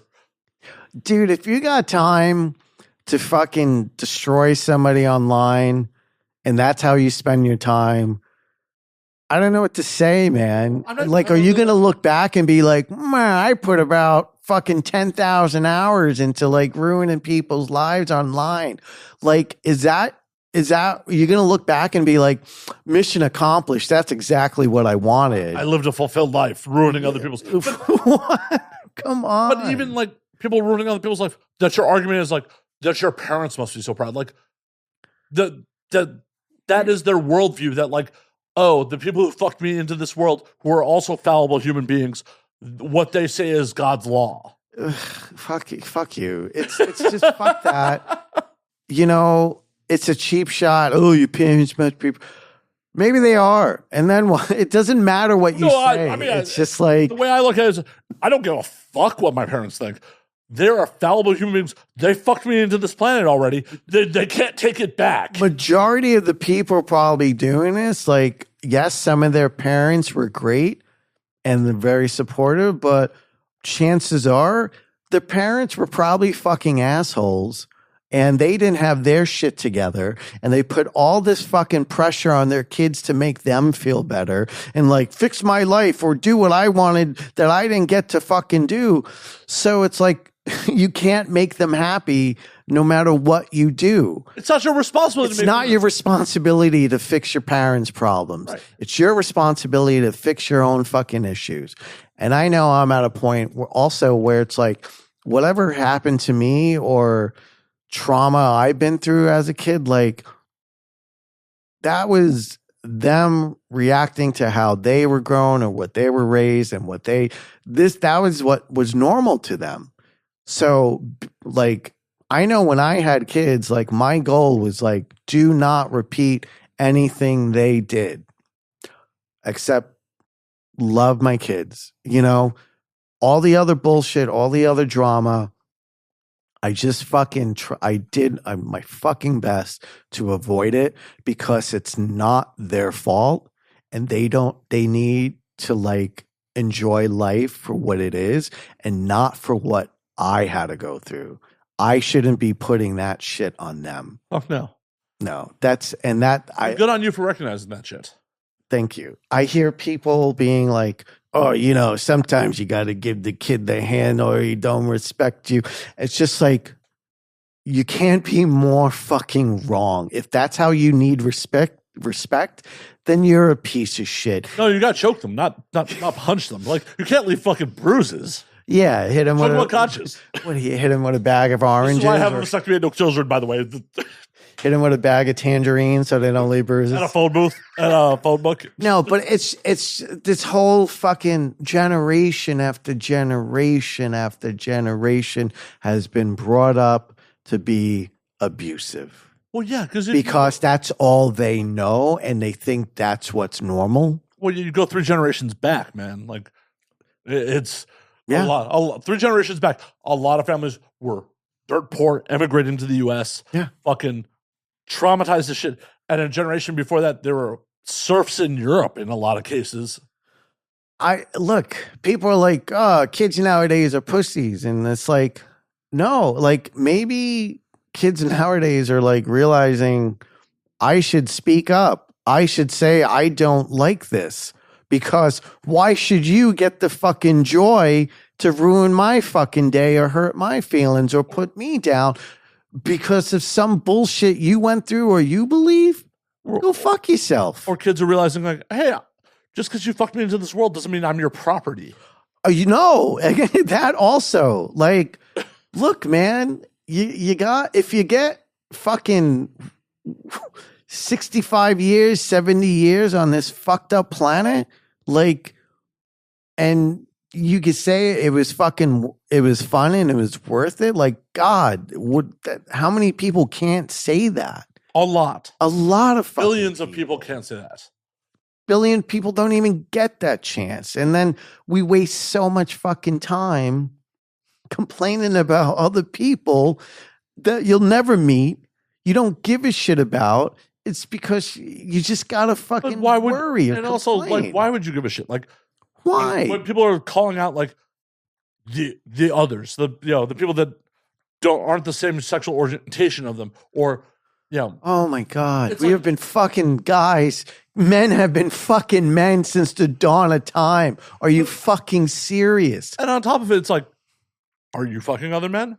No. Then why do you care who other men are Why fucking? do you care? Why do you care? Unless you're interested and it eats you up inside. You're upset that you're not getting laid. I can't admit that I want a cock in my mouth. It's like, go fuck yourself. Go just leave people alone and let them live a fucking short, happy life, because that is the only thing we're guaranteed. Well, we're not even guaranteed that. We're not even guaranteed that. We're guaranteed a short life, not necessarily a happy one. No. And it's just, I feel like the way religion has been, it mean like the Catholic, the Christianity, it has no fucking give any. It's just, it feels like a propaganda. It always feels like either, it always has been, but I mean, for now, I'm like, it's on steroids. It's insane now of like, with schools and all this nonsense that they want to push on people. And it's just like, you're not giving people a choice. You're saying there's no choice. And that's what's fucking scary with a lot of what's going on. We don't want to get into politics. Well, no. There's always choice, but is that choice still going to be legal? Is that choice still going to be protected? Because the choice will exist. Like, I know before we got on here, I'm like, I don't want to get into politics. If everything horrible comes to pass, sex work is not going away. Full service sex work is not legal now. It very much exists. You and I both know a lot of full service sex workers. And it will continue to exist. It has never been easier to film pornography. It is not going away. It is just going to go underground. It is just going to hurt people because it's not going to be protected. It's going to bring more organized crime into it. It's going to be, hey, if I don't pay the syndicate some protection racket, are they going to burn my set down? Because I can't go to the police because this is no longer a legal fucking production. Yeah, I think I don't think I'm going to see this in my time. I don't think ever, because there's always going to be an excuse like we can't do that. Like, our industry should have a union. There should be somebody, I think, because we're constantly in production. We're making fucking millions on millions for these studios, for memberships. Not all studios do so well. I get it. And it's become a conglomerate where certain studios have bought up pretty much everybody. It's two studios. Like the record industry. It's the same fucking thing. But, why somebody who makes a record and could sell it forever and make millions, but somebody could be in a scene and they can make money off that forever and you don't get anything afterwards? Like, I think some kind of form of compensation should be given. And if that was to happen, I think it would change the game and make people more professional, or look at it as just a once in a while thing. I mean, we definitely don't want to model after music. Music's fucked. Music is fucked, but we all need music. We all need somebody's always going to do it. The traditional music industry, I ran a record label in the mid-2000s, right? I did not know that. Yeah. I come from music first. Okay. Music's fucked. Music's absolutely fucked. Because, you look at a traditional contract. Tommy Pistol, the band. Okay. I'm going to sign you to a multi-record deal. You are going to receive 40 cents per album sold, per unit. Your studio time, your producer, all that shit is a recoupable advance. You're not going to see a cent of your fucking royalties until your album sales pay all that back. Yeah. So we get to album number 2. I decide to option you. I'm not contractually required to put out that second one, but I feel it's a good investment. So I option album 2, but album 1 hasn't recouped all its losses. Album 2 is a massive hit. You are still paying back all of album 1 before you pay back album 2. Okay. From all those royalties, before you see a fucking cent. Okay. It's kind of fucked. Okay.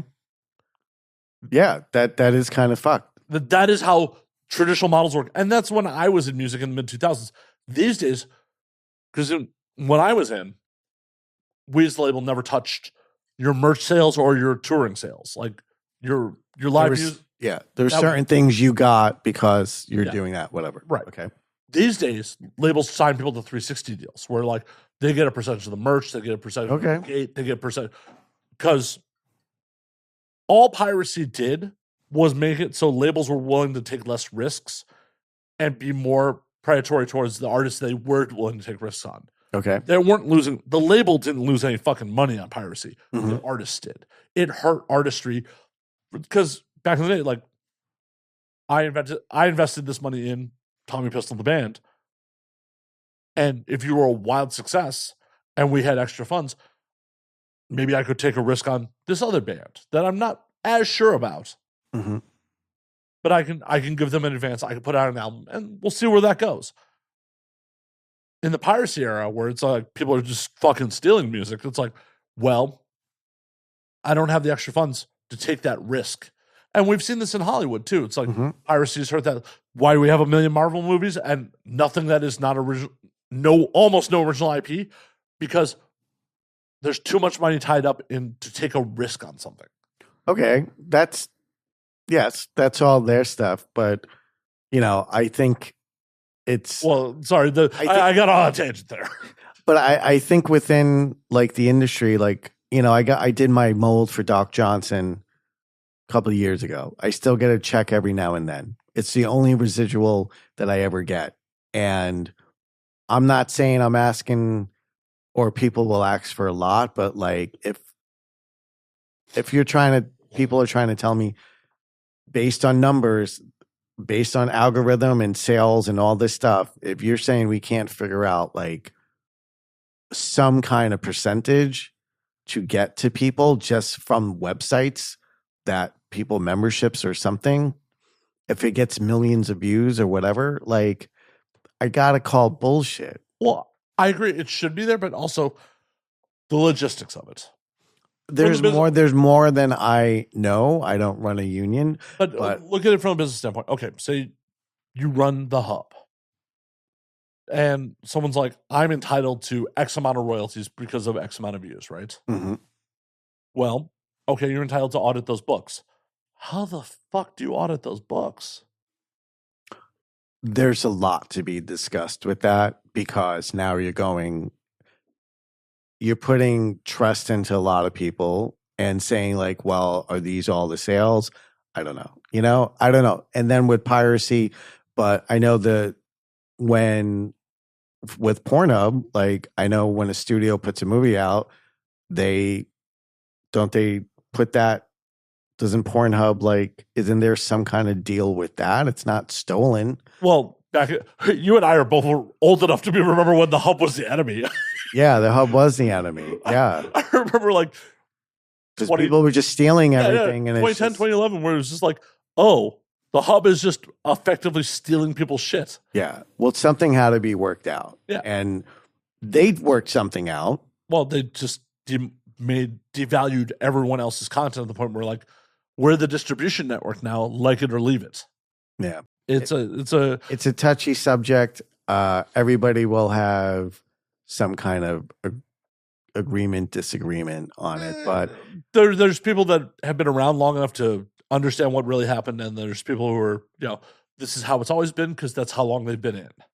I know. I'm like, just saying. Please don't cost me work, Matt. Shut the fuck up. No. I'm just saying. It's just if you're looking for people to take this job more serious and have longevity and actually really feel like they're a part of something, like just the one check and then that's it shouldn't be the end all do all. So for the studios, is it really in the studio's best interest to have people with longevity? That's the thing too, because they grind people out, right? So I mean, how many times have you heard about like someone being shot out? All the time, right? And then that's how with agencies. So it's a very big conversation because somebody could be doing really well, shooting a lot, and then one thing fucks up, and now, well, I haven't shot for 3 months, or I had one job. Like, that's fucking scary. So I don't know. It is stuntmen have a union, actors have a union. There's all these things that's somewhat looking out for people. And I feel like nobody's looking out for us but us. And that's scary. Well, we're not even looking out for us. We're not on the same page. Oh, 100%. And if we get ahead and we're like, oh, so if I roll with you, I'm safe here. But I don't know. I had, all these other people I've been talking with, they're going to get left behind or something. Majority of the people are going to fucking go with it. I get it. Yeah, people don't want to stick their neck out if they're making all the money for someone who's not. And also, I get it. I mean, that's the big difference with this industry is how many mainstream actors? Can you name a single mainstream actor that has 2,237 credits? No. Right. People in this industry just end up working more than anyone else. Yes, they do. And that, and depending on how the behavior, how they treat life outside of work and everything, like that's how you longevity. Like you gotta fucking treat it like a job. And, I'm sure people are gonna hate me for saying this, but I think this shouldn't be your first job out of high school.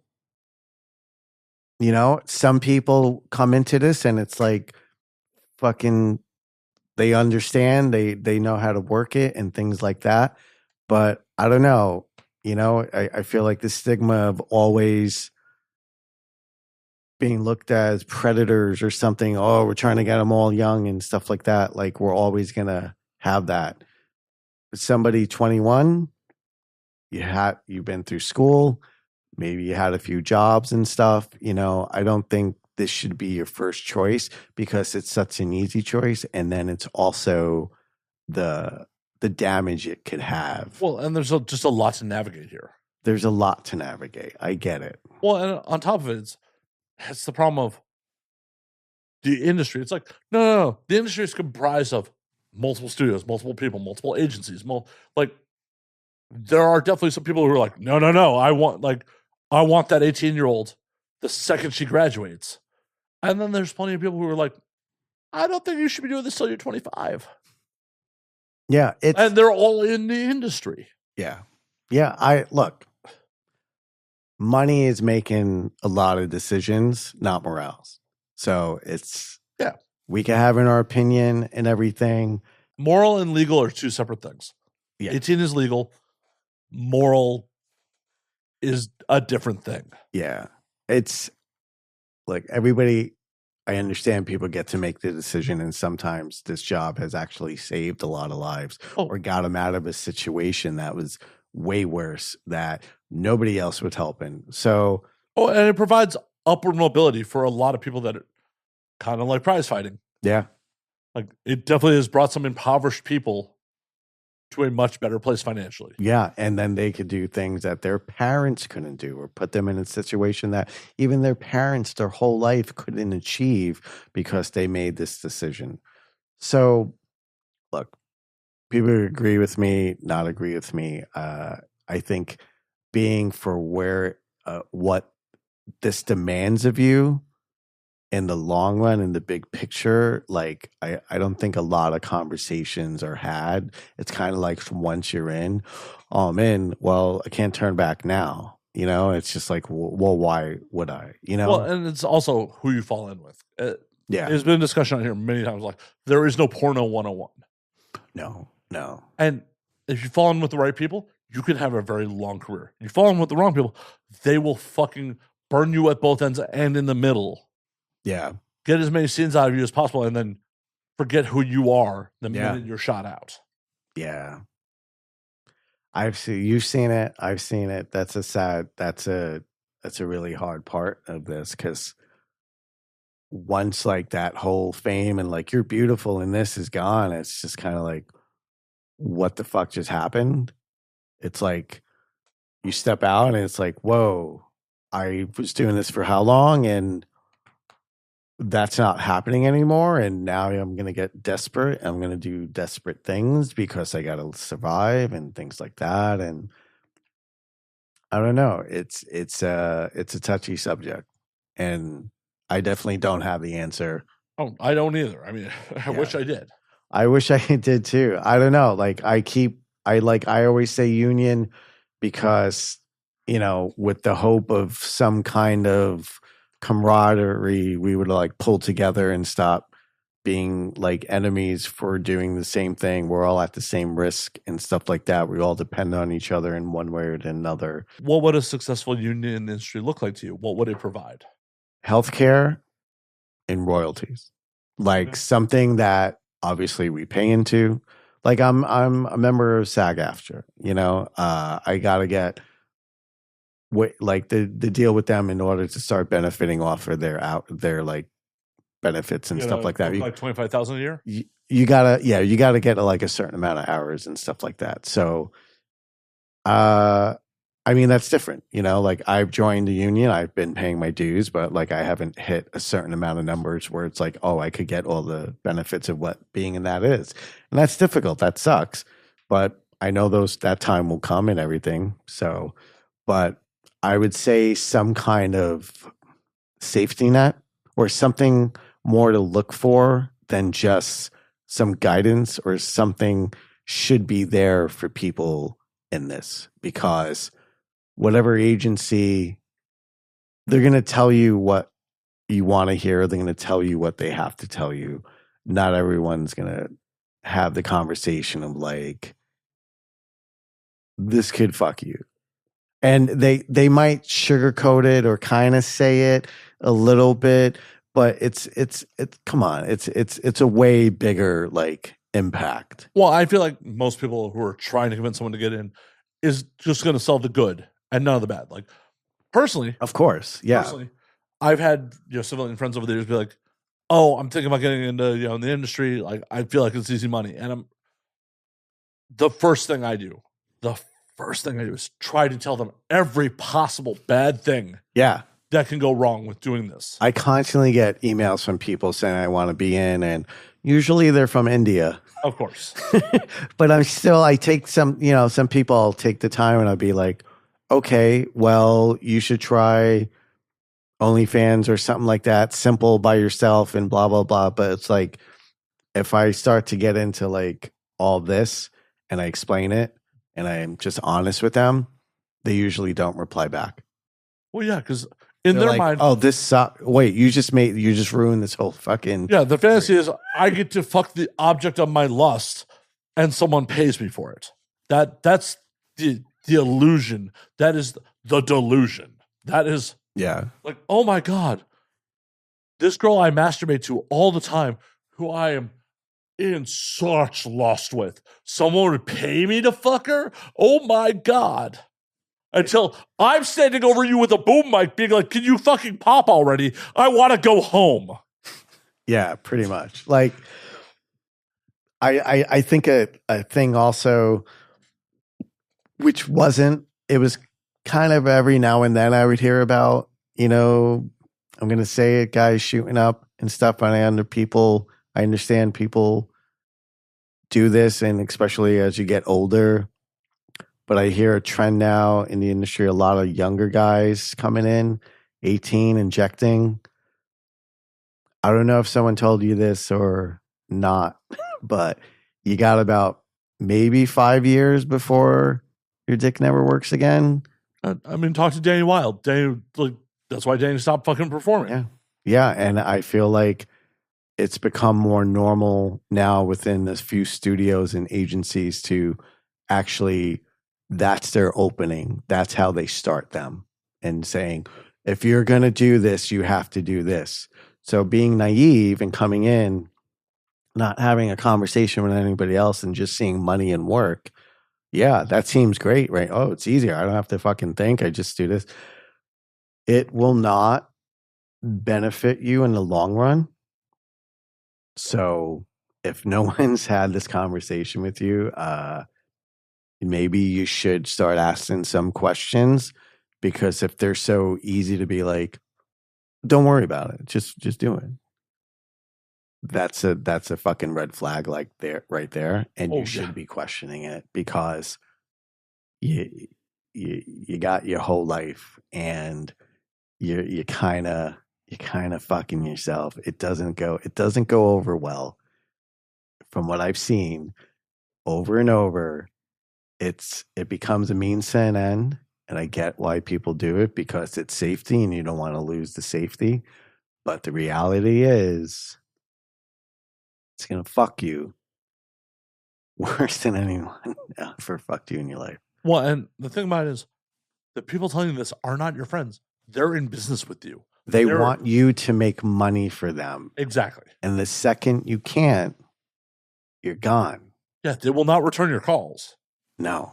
You will not get booked. You will not, until you could figure out how to like get through it or something. But this is your life. That is your dick.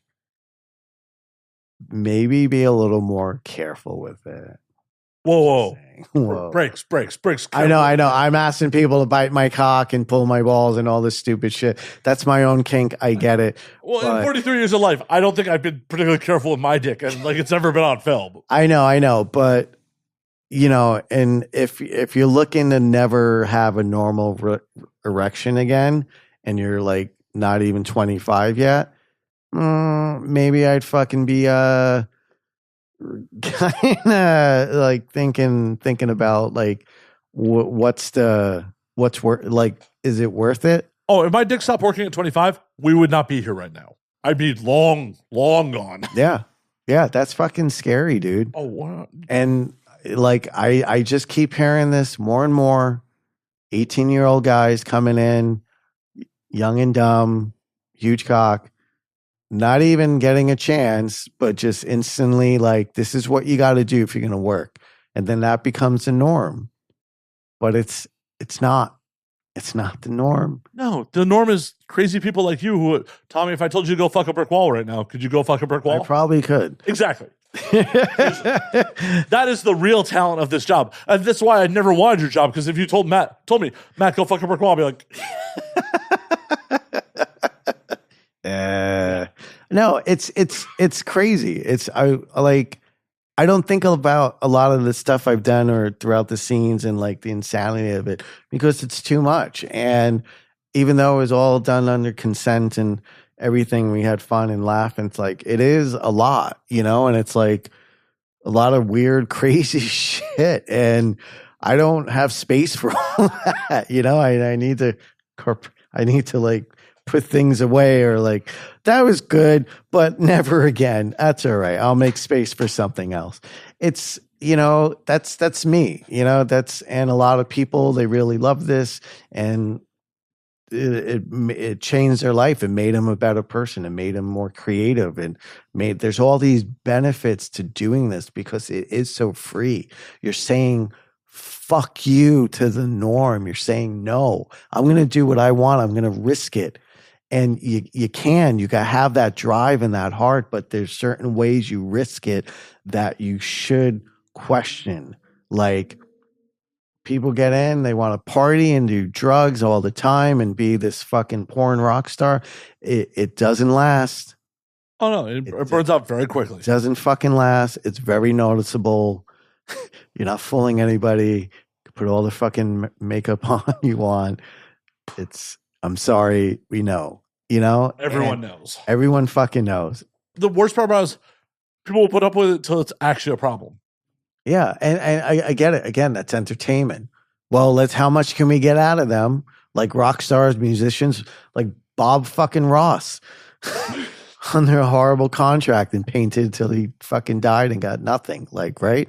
I don't know. Like, is that an urban legend? And that's true. You got dicked out of all that money? I mean, possibly. I'm not going to Google that. Okay, it's fine. But I don't piss on Bob Ross's grave on this show, Tommy Pistol. No, I think he's fucking amazing. He's just fucking a god in that field and creativity and everything. There's a clip I've been seeing of Donahue yelling at him on a show, being like, "Your stuff is never going to hang in a museum. Nobody's ever going to care. It's just blah." And it's just like, nobody cares about Donahue. Like, Bob Ross is still like the man. Amazing. I heard all of his paintings were actually just one painting. Like, he was just painting this long fucking river this whole time, which I think is fucking genius. But well, this is the hubris of Donahue. He's like, I'm going to stand the test of time. I'm Donahue. yeah, who cared? He's gone. Nobody talks Right, you're about not him. Springer. No. Springer lasts forever. Springer forever. Spring. Oh my God, those shows. But I mean, come on, man. Jerry Springer wrote a check to a sex worker while he was mayor of Cincinnati. He's the man. Yeah. You know that's why they kicked him out of being mayor of Cincinnati, right? He wrote a check to a sex worker and they caught him on it. Thank you for paying. Well, I mean, it's full service. Like, you have to pay full service workers. You can't just. He wrote a check. But he wrote a check while he was mayor of Cincinnati. Like, who am I making this out to?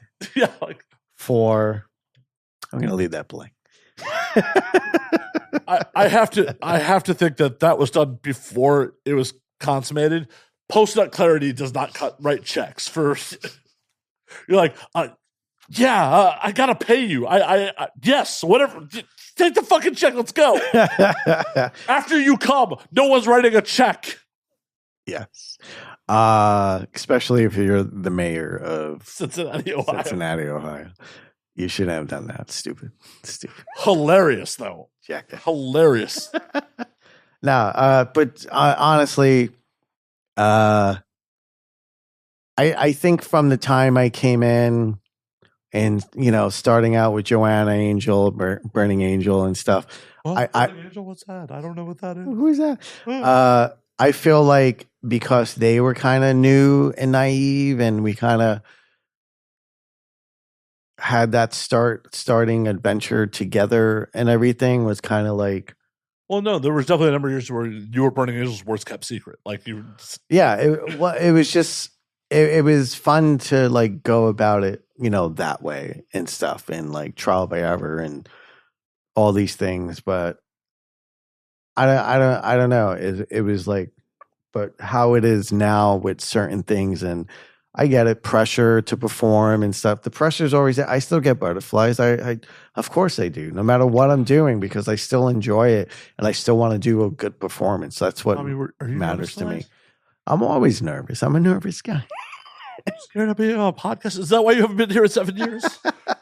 It took 7 years to get back. 7 years to build up the nerve to come back. No, but it's just, I mean, it's different. I understand.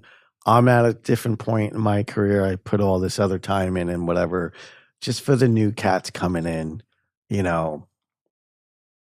ask some questions, do some research, you're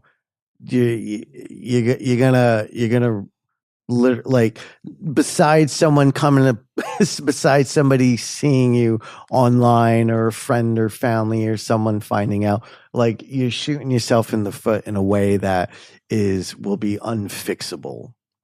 And it won't just be sad, like, oh, I lost a job or this person isn't dating me or wants to talk to me anymore because I did porn. Like, you're adding another fucking level to it that's very serious. And I would hate to, like, see a whole fucking generation of young male performers off themselves because it's like, well, what else my dick doesn't work. Now I'm really alone or something like that. Unless I'm doing this, because it started. It's because somebody was like, well, you have to do this or you can't work here, which is bullshit. So, well, yeah, but also, much like professional athletes, not everyone's cut out for the job. Yeah. Yeah. Some people have to admit, like, it doesn't matter if you're hung like fucking Growthmaster if you can't get it up on command. To me, I still say it's a mental game. Oh, for sure. And like taking like Viagra or Levitra or stuff like that. Like, if your head's not in it, you probably won't do great. This other injecting and stuff takes away. I don't have to think anymore. For certain people, I could just go, And I think that's a dangerous side, because if you're on that, if you're always just like, oh, I just go, I just go, and you're not thinking about anything, and then that's when shit creeps up on you. And then, like, a few years in, it's just like, well, why am I, I need like 4 shots to do one scene for 40 minutes. Or they got to install the Reebok pump into your dick. Yeah, but that doesn't even work, dude. That constantly breaks. Does it? Yeah. I'm all natural. I'm telling you, it doesn't work. It's not the end all. And that the pump is made for like some 80-year-old guy who wants every now and then, once a month, every anniversary, only on holidays, maybe have sex. It's not made to take the abuse we put it through when you're fucking 30 or in your 40s. Like, you're still gonna fuck like there's no tomorrow, but they haven't produced the right material to make it fucking solid where it'll last forever. Do you have an orange basketball on your dick when you do it though? I hope you do. I don't know. In the skin or something like that. You push the taint. I don't know.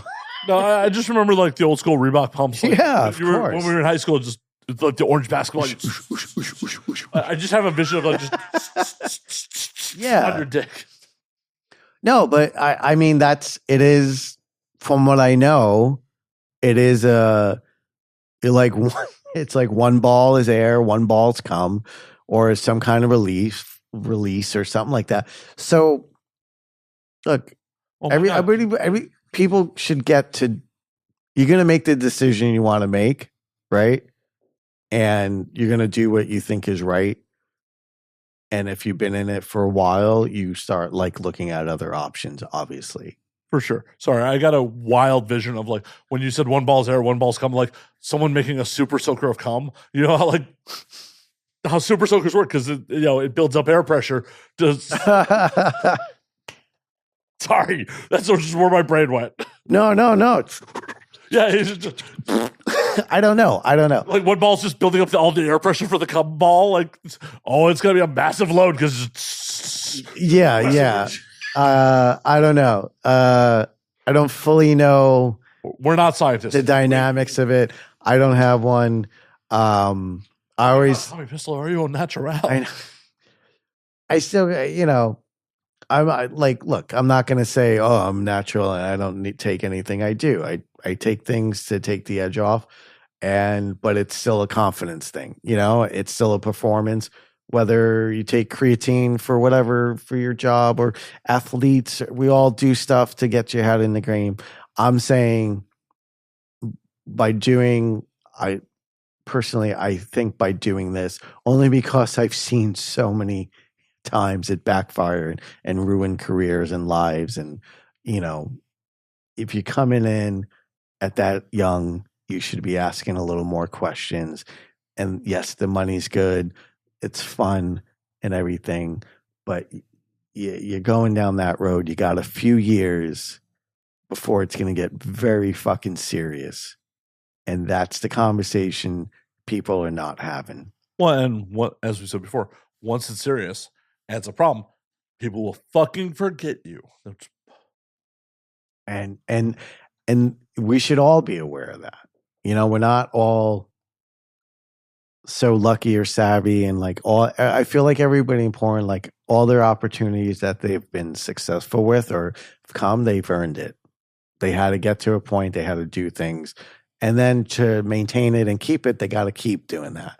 So respect to that. You got to do what you got to do, but we starting out in this and the demand of what it is and what it expects of you, like, you should be a little more cautious in how you go about it, because it doesn't matter how many fucking followers you have or how many likes or whatever, like that all ends that day that your dick don't work. And there's only so many cures or magic tricks that's going to come bring it back. So I don't know. It's fucking dangerous. And also, a lot of girls don't like it because there is a disconnection from it. From what I hear, the feedback is a lot of people are like, it's too stiff, it's too hard, it just fucking hurts. I bite my lip, I bear through it, I go. Because that's a job, that's the scene. It's a fucking performance. That's what it is, And yeah, I don't know. You should ask your doctor. Ask somebody, is this the fucking right thing? Like, what is the outcome? Because if you haven't yet, you might not like what you hear, but it might not be too late. So think about it, think about down the road. And that's, coming back to like where I am, and I've been good and I've done well and this job has been great to me.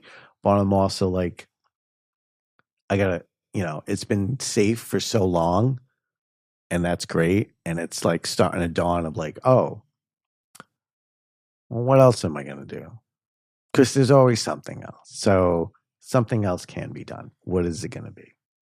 And that's the adventure of that. For sure. I am on. Yeah. I don't know.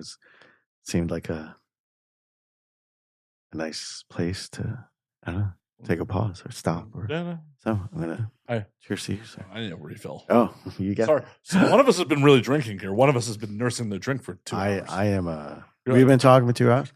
Oh. Almost. Oh. I am definitely nursing this. What would you think if your boys decided that they wanted to get into the industry? I would guide them not to. Performing wise, I would say no. As far as directing, editing, lighting, like you can learn so many trades here that can benefit you to go on to do other things. And if, we live in Los Angeles, so there's acting schools and everything, but, obviously I would protect them and stuff, but I don't think, the mental, what this asks of you mentally is, worth the check. And, and so you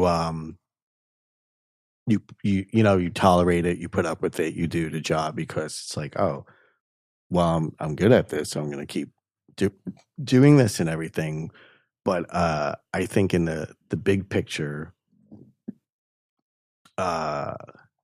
only because it asks so much of you outside of what you already have to do performing, like outside of it, I would steer them a definitely different direction because and I say this because of society.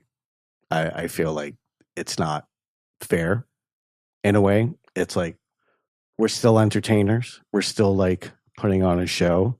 Whether you want to believe whatever you saw, that was still work that had to be done, had to be edited to make it seem a certain way. And I think it sucks that people can't separate the magic from the reality.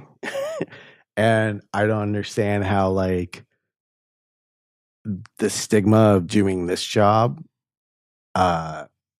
will just always be bad to so many people, where it is a show, it is a performance, there is tests that need to be done, there is contracts that need to be signed and okayed on and everything, where as far as like mainstream stuff, like it's totally like he was an asshole in that movie, but that's fine.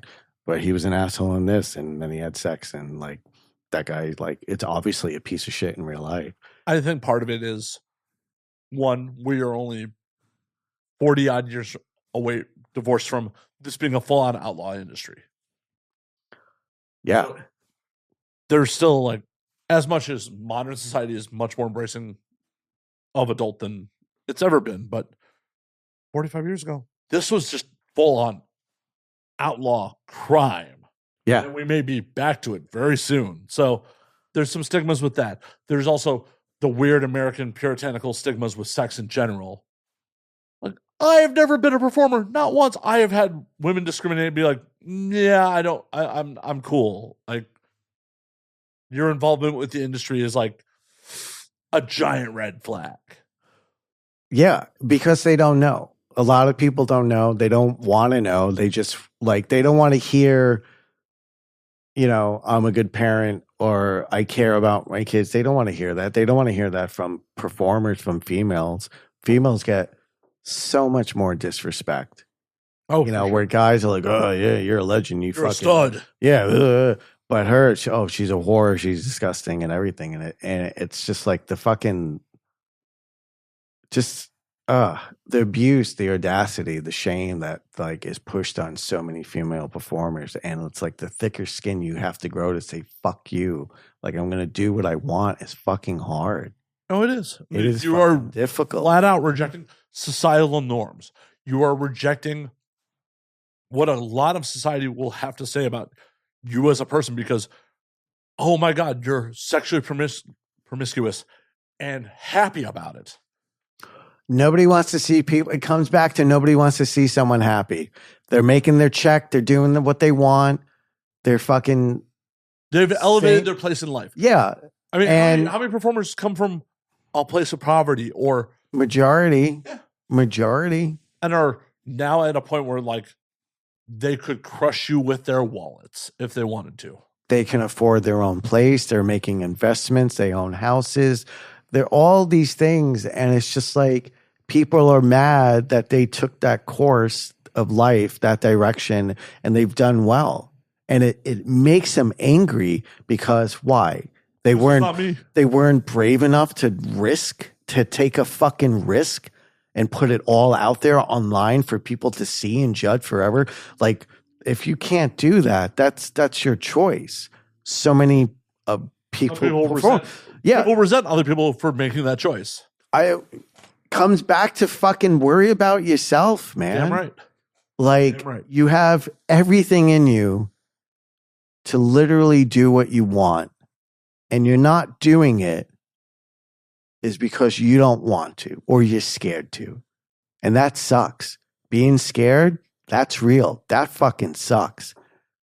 How do you change it? You got to get over it. You get one fucking life. Take the fucking chance and do something you want. But if you don't, sit the fuck back and let everyone else who wants to do what they want, let them fucking enjoy it, man. Just let them enjoy their life. Let them make the money they want. It doesn't make sense to put all this energy and time into like hating on people because you don't like something they're doing. There's an off switch on fucking everything. Change the dial. I've been hearing this my whole life. Like heavy metal music, yeah, fucking horror films, yeah, like disgusting. It warps my nothing is more fucking disgusting than how we treat each other. Are you fucking serious? You can't get along with your neighbor because of their skin color or because of their religion? Fuck off. Like, stop fucking dwelling on other people's lives and maybe focus on your fucking own. Be a better parent. Like, be a better human. Be a better human. You don't want your kids to do certain things. Like, maybe pay attention to them and not just give them an iPad and like, oh, I can't believe he was watching this. Oh, you can't? You can't believe he fucking stumbled upon something on fucking the internet? Are you fucking serious? Oh, you can't believe that he circumvented your ad block or whatever fucking parental control. You were like, stop. Instead of actually educating my child or having a conversation with them about like why you should or should not be doing this thing, I'm going to let technology try to put up a fucking wall. And children are like inmates. They have nothing but time on their hands. They will figure out a way. They're smart. Dude, just hopefully stop trying to guide them and be a part of it. Like, help them along. Once you start making all the rules and can't do that, can't do this, what happens? Everybody gets interested and they're like, oh, well, why can't I? It's like, talk to them like you want to be talked to. Like, stop this, like, trying to control them and like, well, I didn't do that, or so you shouldn't do that. It's just, that's a death trap. You're like setting it up to like be disappointed. Right. This is self-fulfilling. I didn't do that, so you shouldn't do that. Like, no, motherfucker, you fucked me into this world. You have done your job. You've given me guidance. I am not your property. Just because you didn't do a thing doesn't mean I shouldn't. How many stories have we heard? Like, that's like every fucking story of like, oh, my parents told me not to blah, blah, blah. So I went in. It's just like, well, come on, man. Your parents are fallible human beings, just like you.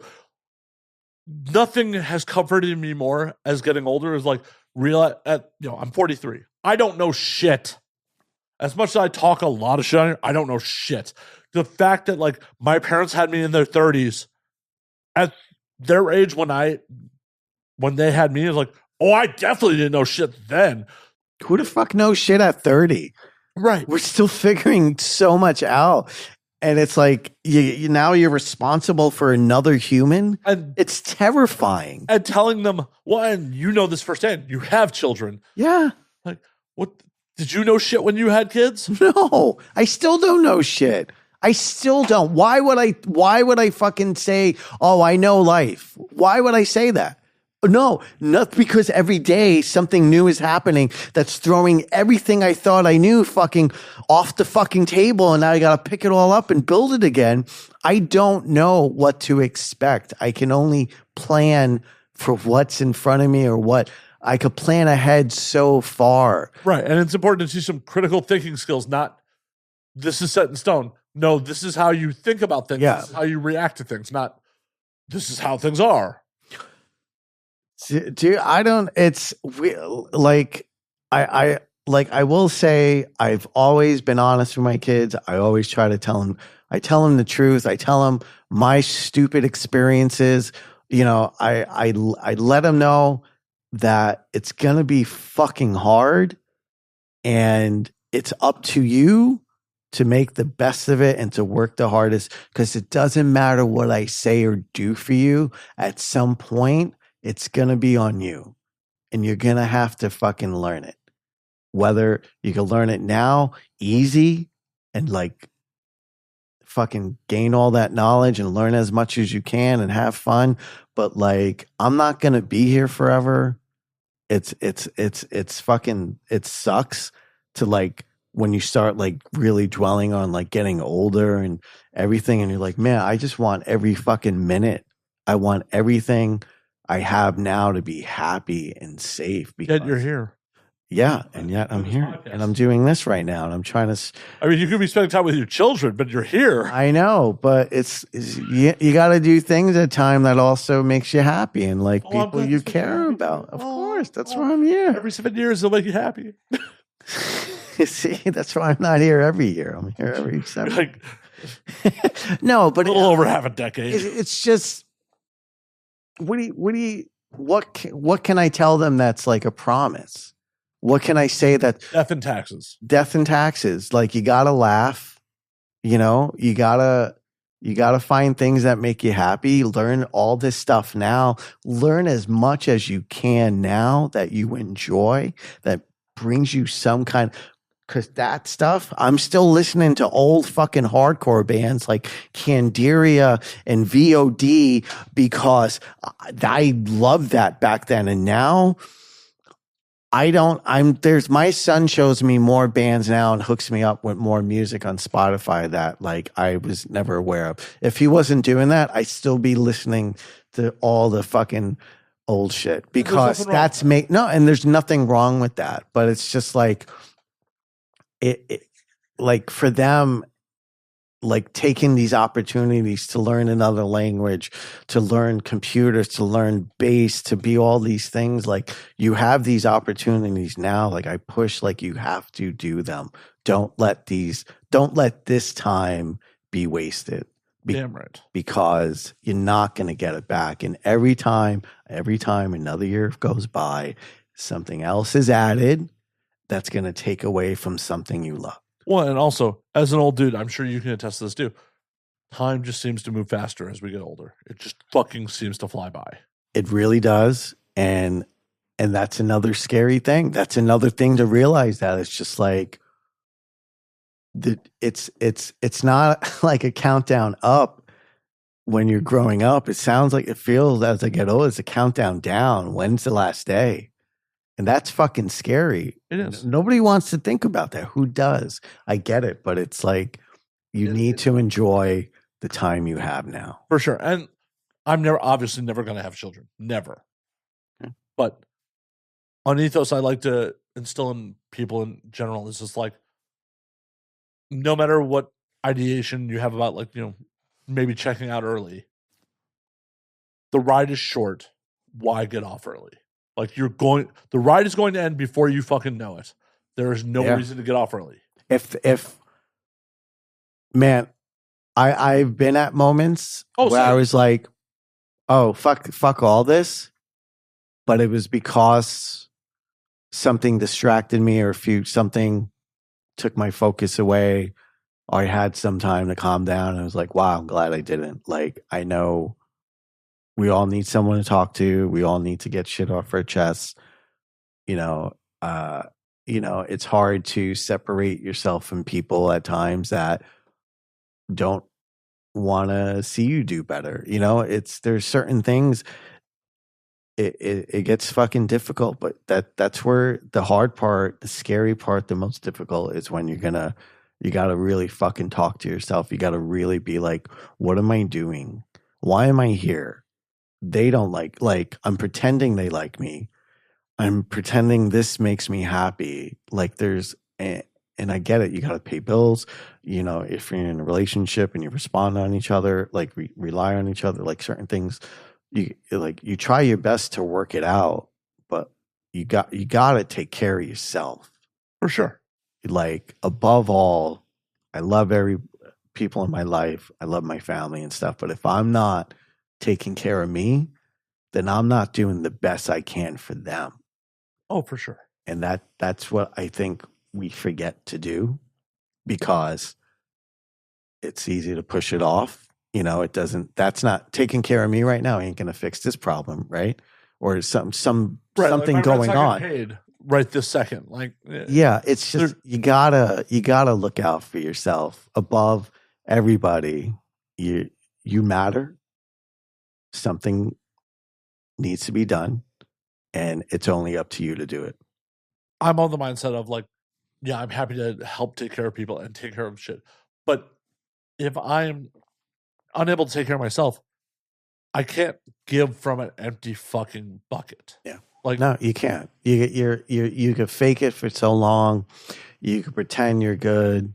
You could do all these things to kind of, sloppy patch, Band-Aid and stuff. But if you're not really digging into like, what's the problem? What's been hurting me for years? Why, when I get into like personal arguments, like I act a certain way where it's like, I would never do that, but it's only when this is happening and stuff. It's like, mental health is fucking serious. Like, and I feel like it's brushed off. It's, because you're not bleeding.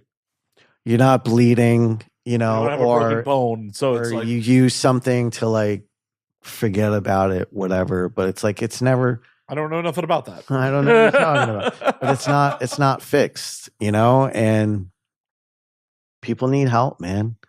A lot of people need help, and they need to be reminded that their life matters, what they want matter, what they need to make them feel happy fucking matters. See, I disagree. None of it fucking matters, but we're only here for this finite time. So you might as well make the fucking best. But it matters. I feel it matters to you. And what matters to you should be the reason why everything else fucking happens. Because if nothing matters to you and then you're like, well, I don't matter, then you're going down that road of like, well, no one's going to miss me. And that's where things get very fucking scary and ugly and stuff. So, for sure. For sure. Yeah. But you matter. No, I think you matter. I made it matter. You're made of matter. I matter. We're made of matter. No. In the grand scheme of things, like, as fucked as it is, 3 generations from now, no one who has ever heard our voice in person will still be alive. Yeah. None of it really fucking matters in the grand scheme of things. No. All right. Yeah. I mean, humanity in general, it doesn't matter in the grand obviously. But you know what? I'm here for a good time. Fuck it. We're all going to be soil. We're going to be some fucking tree, or hopefully if you're that fucking lucky, you get to be part of something else. I hope to be a potato. Or you don't. I don't know. Okay. But it's like, look, we said it over and over. You got this fucking, you got a short time. Right. It should mean something to you. It's a short time, and it's not a promised time. It's not like, yeah, oh my God, I get 73.5 years. I will die on March 43rd. 43rd. That's not a real date. I've been drinking. March 23rd, 2097 or some bullshit. Like, it's like, no. Could walk out of my apartment tonight, hit by a car. Yeah, dude. Like, I don't know. we spend more time worrying about the things we don't have instead of the things we do have. We all do that.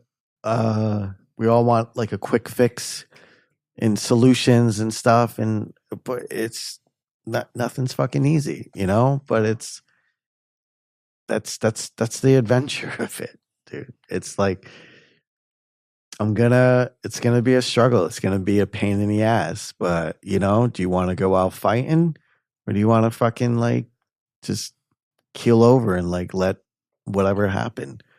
So Man, keeling over sounds super easy. That sounds like a good time. It sounds easy, but I don't think I would be happy with that. And obviously not. Yeah, obviously not. Like we all have our fucking dreams. Every homeless person on the fucking Skid Row had a different idea. And, you know, it's just, if they had some help or some guidance or some kind of confidence, like how many lives would we change if like somebody was just if they had some sort of safety net? Yeah, we need that, man. And it can't just say God's going to fix it. Like if you pray enough, somebody's going to. No, it's you. If you pray enough, a tsunami's going to come and wipe out a lot of people. You have to fix it. It just comes down to you. Oh, for sure. And you gotta. It takes courage to ask for help. It takes courage to say I'm hurting. It takes courage to say I need somebody right now, and I'm struggling. And a lot of people rather not say that because they feel it makes them look weak. Right. The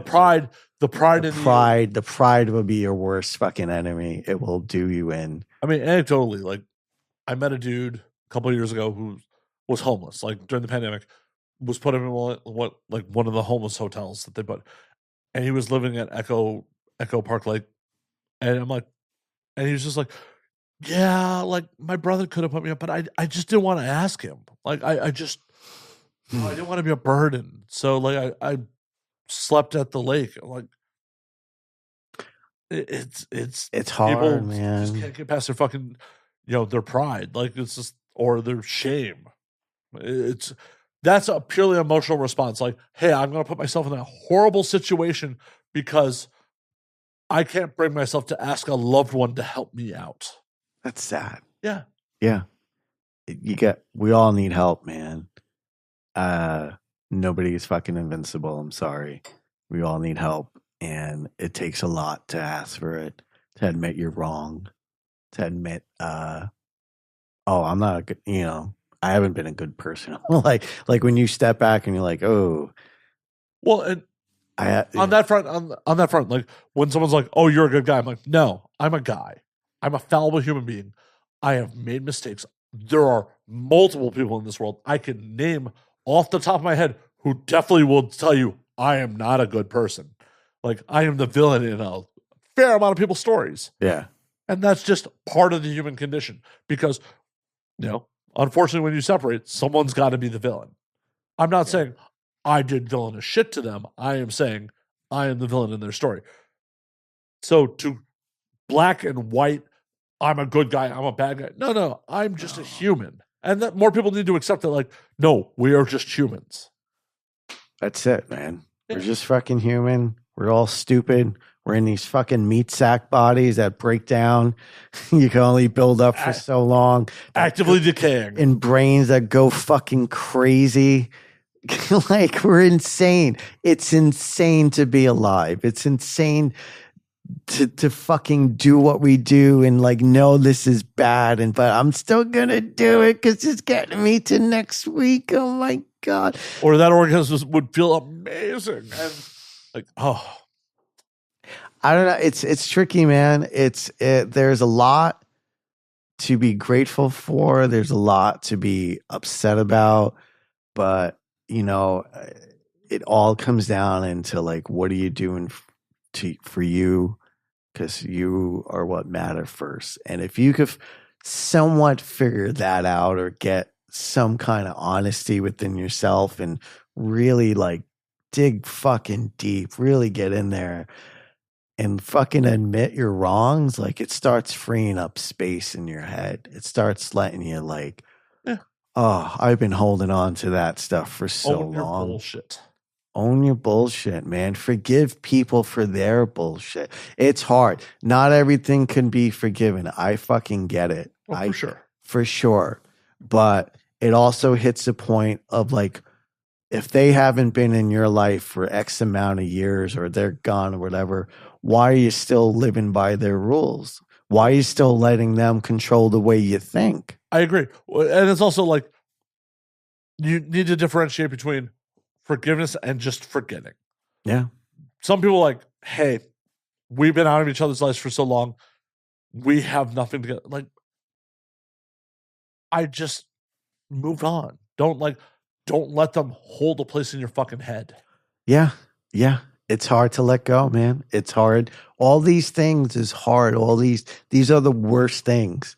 To admit you're wrong, to let things go, to forgive people that hurt you in the fucking worst way. You don't have to forgive them if you don't want to, but you can let go that chain they have on you that keeps you connected to like why you act a certain way or be like, I can't, why let them live rent free in your head? Yeah, man. Free that shit up, man. Get it the fuck out. Let it go. It's fucking hard, man. But when you do it, whew, it's like it's like you leveled up, like something releases. Oh, for sure. And I went through something like that recently. And I gotta admit that actually questioning those things, or like just, I could say it, but it's like, was I really saying it? Like I could think about it, but it was like until I really fucking was like face to face with it, I was like, why am I still doing this? Or why do I act this certain way? Or why do this still get a certain reaction out of me when it's not a part of my life at all, because I'm letting it. So if I let it go, like, then what do I got to worry about it anymore? You don't. It's the hardest. Fixing yourself is the hardest fucking job you will ever have. For sure. 100%. And it's one of those things where like when people are like, you're making me, no, you are deciding. Whenever it's like, oh, you're making me do this. No. I, as an individual, am deciding to react to these things. Yeah. I have to take ownership that like, I'm allowing you to upset me. I'm allowing your words, your actions to upset me. You're not making me do shit. You have to own these are your reactions. These are it may not be a conscious decision. It may be an emotional response, but you have to understand like you're the one reacting, not the outside stimuli forcing you to do shit. Yeah. You have a voice. You get to make decisions. That's the one thing that separates us from everything else. We get to make the fucking decision, yes or no. Animals, some do that, but we have planets. We're all there. We're all living. We're all some kind of fucking form together.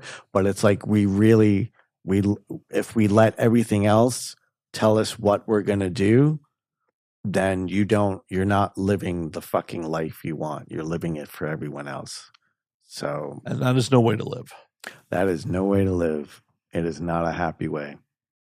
On that note, you need to pee, and we probably should wrap this motherfucker. I gotta pee so bad. We're gonna call last call on this motherfucker. Tommy Pistol, before I let you pee. I love that I'm in control of your urination. Bastard. Where can they find you on the things before we get you out of here? Yes, you can find me on TikTok at Tommy Pistol. You can find me on YouTube on Tommy Pistol TV or Tommy Pistol channel. You can find me on Instagram at official_pistol_page. You can find me on Twitter, X.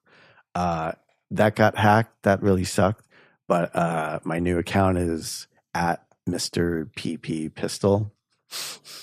So yeah, those are the places you could find me. I did want to real quick promote this amazing shirt that I'm wearing.